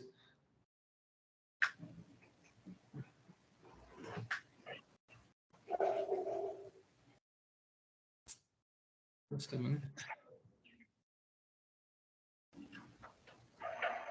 You have to mention like this your name. When you are moving the tar file to a temp directory, your name, HTTP logs, the timestamp on which timestamp you are, means it is 1014. So you will use 1014 means the timestamp, the date, first the date of the means 9/01/2003, 9/01/2023. The time format will be date, month, year, 9/01/2023 hyphen. What will be the time? 10:15. The second should be, you can keep it as 0. 10:15, you can keep it as 0. So this way you have to make the archive of these log files, and you have to move to a temp directory, and that temp directory you have to keep that log file name as like this your name underscore http dot logs underscore, this is the date format, date, month, year, 9/01/2023 hyphen 10/15/00. This is the name. So here you have given, see, 01/21/2021 means on 20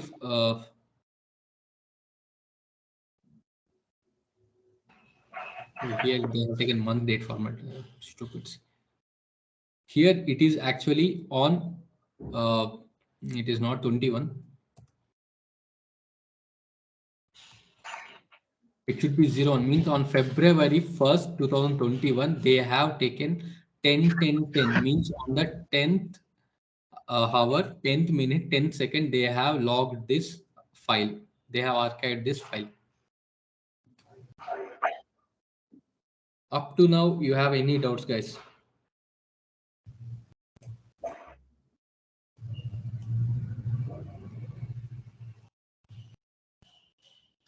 whatever we have learned in the SH, in the scripting, you have to use it here.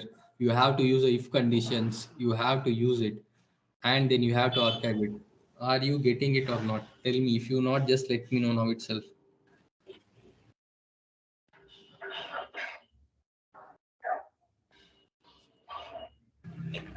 I didn't understand the thing, Ashok. This thing, like, what exactly needs to be written in bash scripting? You have to return. That's the point. That's the reason I told you to learn the scripting. Start from the starting point. In the first point, what you're gonna write in the scripting language? What you're gonna start writing in the scripting point? In the first line, what you're gonna write? You're gonna check whether the package has been installed or not. So the first line would be sudo update app dot minus y in a simple script file, first line. And after that, whether you installing check and if, you have to mention if condition and check Apache 2 means the variable Apache 2 has been installed or not. That would be the file name. Apache 2 would be the file name, Ashok. Apache 2 package means the service, the web service. The file name should be automation.sh file. Okay. The file name should be automation.sh file, means you can keep anything. I'm mentioning as automation.sh file. You can consider like that. So .sh file, you have to first step should be sudo.app.y. And after that, you have to check if Apache 2 has been installed or not, means you have to check whether the condition is working. If not, echo mention that the package is running, the package is already installed. You have to check Apache 2. How you can see that? You have to mention a command. You can go through Google. This is the reason I want you to practice more. Apache 2 install. How to check Apache 2 is installed or not? Just type the command. See, this is the reason I have used the dpkg apt so that it works out for you. We're doing this. See, this command will tell you whether the Apache 2 has been installed or not. Simple command. Take this if condition. Use this. Here it has been like this. I have clearly mentioned if.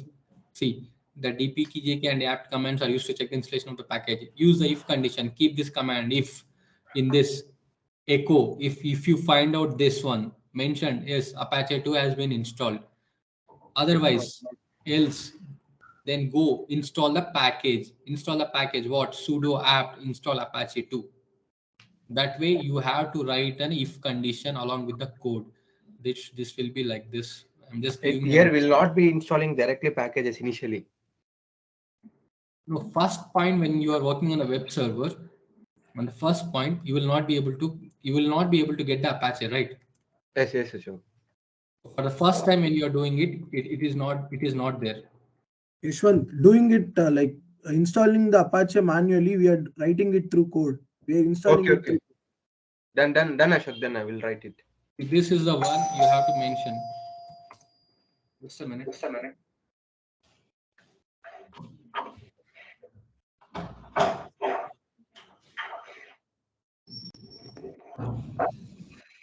Then if you find it out, then just enter echo. Mention the Apache is already installed. And if it is not, go to else. Ashok, it's okay, Ashok. Yashwan got it. It's okay. Yeah, You don't that's have good. to. We'll try it, Ashok. That's good then. So you have to install, you have to run these lines. And after that, once you have been archived this file, you have to install AWS CLI. That command has been already been given. This is the command to install the AWS CLI. You have to install this CLI. This AWS CLI is that Amazon command line interface. Means whatever we have to do, whatever we want to do with the services on the Amazon on your machine, we will be using the AWS CLI. So we will be going through this AWS CLI further, but let just you install it manually, means sudo apt install AWS CLI, and you will be sending using this command to the S3 bucket.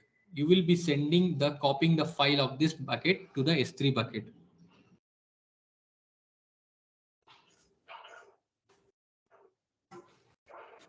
Copying this file to the S3 bucket, Ashok. Yes. You will be installing the AWS. This will also be done through the code only. You will be writing the same command whether the AWS CLI has been there or not. That for that you just have to mention AWS version. With this version, you can just write like this. If you click AWS version, this will show you that whether the AWS CLI is present or not in the system. So you have to check whether it has been installed or not. Then you have to install it. For the installation, these are the commands. Sudo apt install AWS CLI. So once you have installed, and you have to copy the file, means the tar file from this temp folder to the S3 bucket. This is the command. You just have to run this command. This will help you to copy the file from the temp folder to this tar file to the S3 bucket. This is up to the script. This script will be the automation.sh file. Up to now, you have any questions, guys? Oh, sure. After this, yes, go on. Like the complete second thing is completely automated, like writing script only, Ashok. Yes, everything is on the script. Okay. After this, you will create a repository in the GitHub, and you will host this automation.sh file, whatever you have created this automation.sh file, in a dev branch. You will create a dev branch, means there will be master branch and also dev branch. So, and after that, you will be creating a pull request from the dev to the master or to the main, whatever the name you have given. And the tag name should be automation v01. When you are pulling the request from dev to the master, it will be automation.v01. This is up to task 2. Any questions up to now?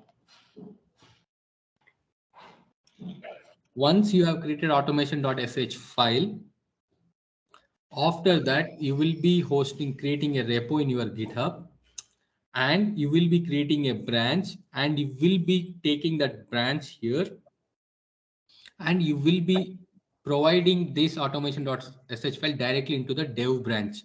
And after going to the dev branch, you will be creating a pull request from dev to the master branch. And when you are pulling it, the tag name should be automation_v01. That will be the versioning file, the first version, automation_-v0.1. And you will be merging the dev branch into the master branch. This is task 2. Any questions? No, Ashok. Understood, Ashok. Now, after this, the initial sprint was over.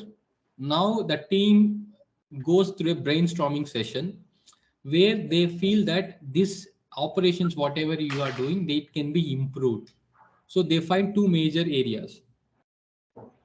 One is that there is no bookkeeping of these arc files, means whoever has been bookkeeping, means whoever has been archiving the files and whoever has been sending, there was nothing. There is no person's name who is actually doing it. So there is no record of the compressed logs, means who is actually doing the compressed logs and who is actually getting copied to the S3 bucket via AWS CLI. So they don't have these names. And when it has got started and when it got ended, they don't have any names. They don't have nothing. So what they did is that, and every time you are going, every time, and you are just running the bash automation.sh file every time to all the machines. So what they are asking is that they want you to run a cron job. They want you to write a cron job where the file automatically goes through it and sends the file automatically, means without any manual intervention. The file gets your name and the time period, and you will automatically going through the cron job, means the server, whatever it has been there, it will be going through it. What is a cron job? How exactly it is done? I will explain you here. See, this is the one where you need to make sure. First of all, whether you have to make sure when you are going to the inventory in this path where variable.html, whether inventory.html file is present or not. First thing, if it is present, you have to, if it will not be present in the first place, you have to create this inventory.html file. And in that file, what should be the type? You have to mention this log type, time created, type, and size. So when the script runs, it will be look like this: HTTP logs, the for means the time, the date created, the type, and the size. It will be present in this file details. Make sure these are all tab separated. So you are creating inventory.html file. If it is present, no need of it. If it is not present, you have to create inventory.html file. And in that, you have to append every line. Means if it is already, means first time if you are running, it is not present, you will be creating it. But from the second time, if you are running the script, so the inventory.html file will always be present. So it has to append the lines. It has to append the logs. Means when it has been archived the log, so it has to append that log. What is the log size? It has to append this. This is task 3.1. And after this, you should run a cron job. What is a cron job? Cron job is that whatever we have to run it out, whatever we have to update, automatically we have to run the script without any manual iteration. We will be using a cron job. The cron job is that whether if you want, I can explain it maybe when you are doing it, but you have to go through the this link for that cron job. What exactly this does is that you will be able to understand how exactly you want to create it. Is that this is the point. So it will be making sure every file you are running it, every execution, whatever you have done.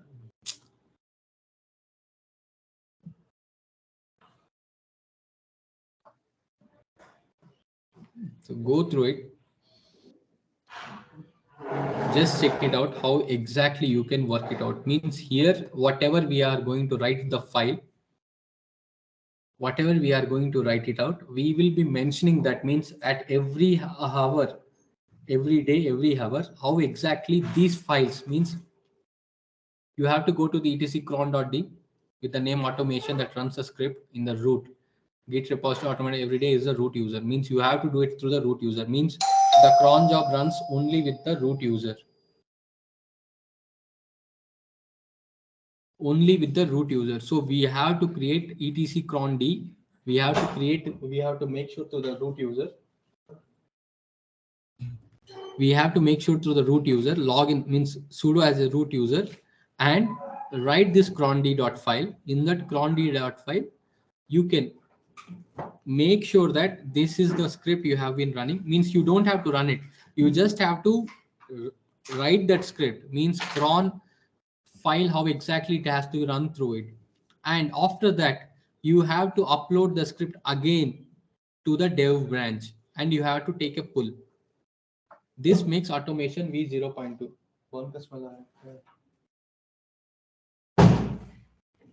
This will be taking automation v0.2. After writing the task 3, you will be again sending the branch details. Means again uploading the automation file to the dev branch, and you are taking that pull request. And that time the tag name is automation v0.2.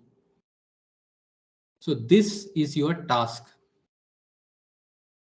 For the bucket, for the cron job, you may have some difficulties that you can work it out. Means you can look it up to until first try to have this one.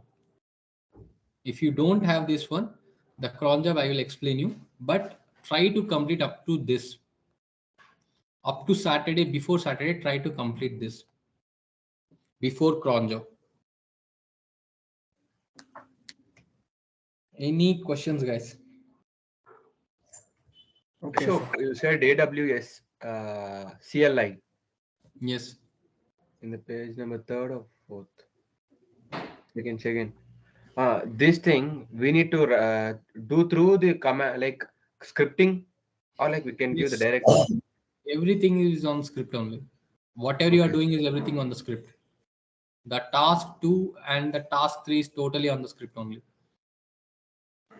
AWS services have just, it's a very easy thing. The scripting part, you whatever you have learned up to now, you have to use it now. This is the Done. time period. You have to write, you have to make sure everything is on the script. And Done. the script, yes, go on, Ashwin. No, sure. You have to create the script name as automation.sh file. It's up to you, or you can create at anything, but it should be a bash scripting. And once this has been done, as I said, once you have done task 2, upload it to the dev branch, means create a repo, create a new branch, dev branch, and upload it to dev. And after that, make a pull to the dev to the master. Merge the dev branch to the master. That pull request will be there. Mention the tag name is automation v01. After that, you have to make improvements in the script where you have to mention an inventory HTML file where it takes the log type, what is the log type, HTTP logs, when it is, when the time it is created, and at what time, and size. So this keeps the breakup, means whatever has been going through that inventory files, means whoever has been, what log type is archived, when the logs were archived, type, size. So after multiple runs, your inventory.html file will be having this type of look. So you have to write in that script how exactly you are appending these files into that inventory.html file. And after that, again, you will be creating a cron job and you will be running that cron job on the same sh file only. So, and after that, you will be merging it to the dev branch again, and you will be taking the pull, and it will be taken as automation v02. I request you up to Saturday, try to complete before the cron job. At least make the script ready up to before this. How to append this line. In the cron job, I may explain it on Saturday if you want. Okay, sure. We'll try.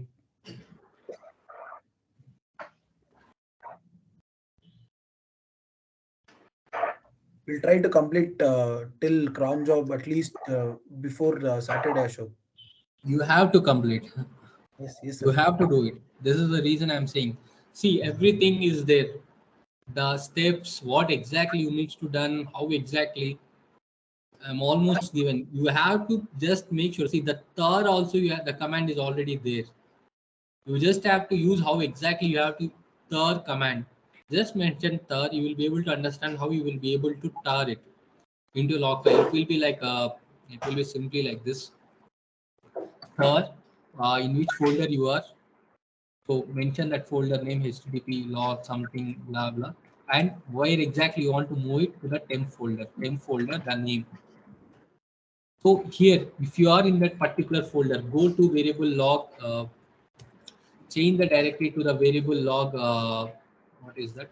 You have to mention in the script variable log httpd, and logging, after logging into it, tar the logs file, means Apache to log file, Apache to dot log, means, so I think it will be log something, dot logs file directly to the temp directory with the name httpd, your name, something, and the time period 2023 something, and dot tar. So automatically this will be taken into the temp folder.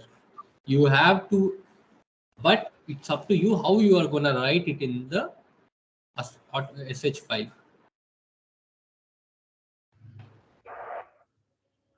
And once this has been done, just make sure whether the AWS CLI has been installed or not. For that also, you have to mention an if case whether if AWS version, and if you get the result, install echo.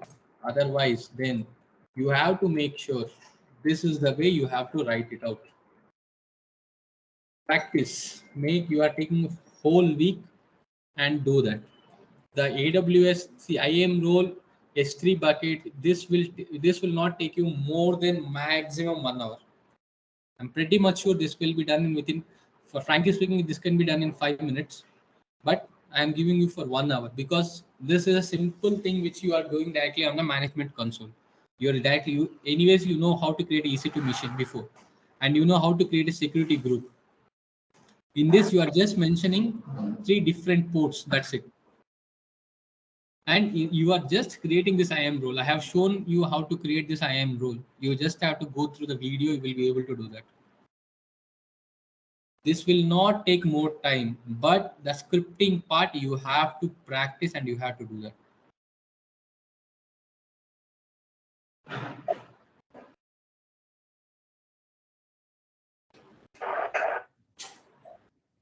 Any questions, guys?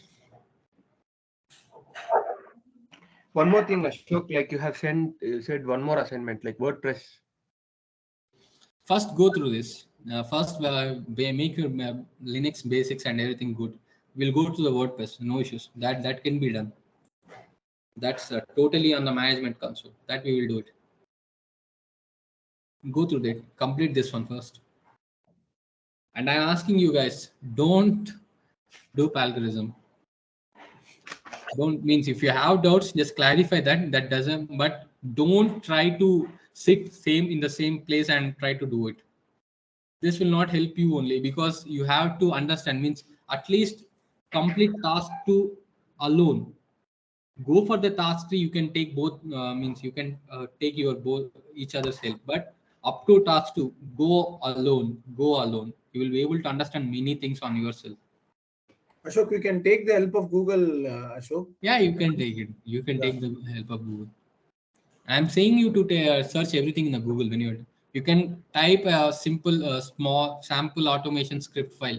They will be giving you. Take that. Try to how modify it. How you can do that. Okay, sir. You'll upload this PPT, Ashok. AWS. Yeah, I'm going to upload the assignment. I'm going to upload this one. But the PPT, I need to take one more class on this PPT about the load balancers and everything. After that, I will upload this. Sure. Sir, one more thing, Ashok. Like I didn't get the what is the end result of this NAT gate? We performed that connections, then there we left. Yes, the NAT gateway, because with the private subnet, you are accessing the net through NAT gateway. That was the end result. That's all, Without NAT gateway, you are not able to access the internet for the private subnet at all. I got that point, Ashok. But then after the NAT gate connections, what we gave, what we're gonna do further steps, Ashok? Means? Like we have given the connectivity for Yes. the private thing. Yes. Like what is the next thing we're gonna do? Like we have given the connectivity. Like what is the connectivity? If you are connected to that NAT gateway, you will be able to access the internet. Means if you want to download some packages, if you are sending some internet, means suppose you are in the database server on that, and you want to deliver some, means you want to take the upload the packages, you want to update your system IDs and everything, that can be done through the NAT gateway in the private subnet, whatever the servers. And suppose some IP addresses have been present in that server, and for the authentication payment methods you have kept in the NAT in the private subnet. So when the payment mode comes, it will go from the internet gateway to the NAT gateway, and the NAT gateway provides the payment links, everything to the directly to the private subnet, where it will not be seeing who is going through the payment, which user, who, nothing. It will be seeing the traffic. Okay, this has been going through the NAT gateway. The NAT gateway sends to that private IP addresses. It will be taking care of the payment, and once it has been done, again it sends back to the NAT gateway. The NAT gateway sends to the internet gateway, and you will be receiving the receipt that the payment is done. All your payments which are going through it will go through like this only. The NAT users, because this with the NAT gateway, you will be secured. Your data will be saved. Means you will not be able to see what servers you are using, what exactly the data is present in the servers. You will never be able to see them. But the transactions and everything, whatever you are doing, will be safe and secured. to connect the private instances to the network, to the internet, we use the NAT gateway. That was the biggest usage of NAT, which we will not be able to see the instances because the database may have lots of data. You don't want to see the other users, other people, no one on the internet to see what exactly data is present in the database. So it will always be in private, so that only what exactly you needed, you can go and you can get it from the NAT gateway. I have given you some links, right? What is the difference between internet gateway and the NAT gateway? Have you gone, guys? Have you gone through it? Yes, Ashok. Yes, sure. So you didn't understand what was the difference between internet gateway and NAT gateway. No, so that only like bit confused Ashok on that. So only like while you were explaining through that block diagram, I got some information regarding that. Okay, no issues. You try to start working on the script. Tomorrow I am explain other again. But go through it. Go through some models, or maybe search in YouTube. You may get many things in YouTube if you do it. NAT gateway.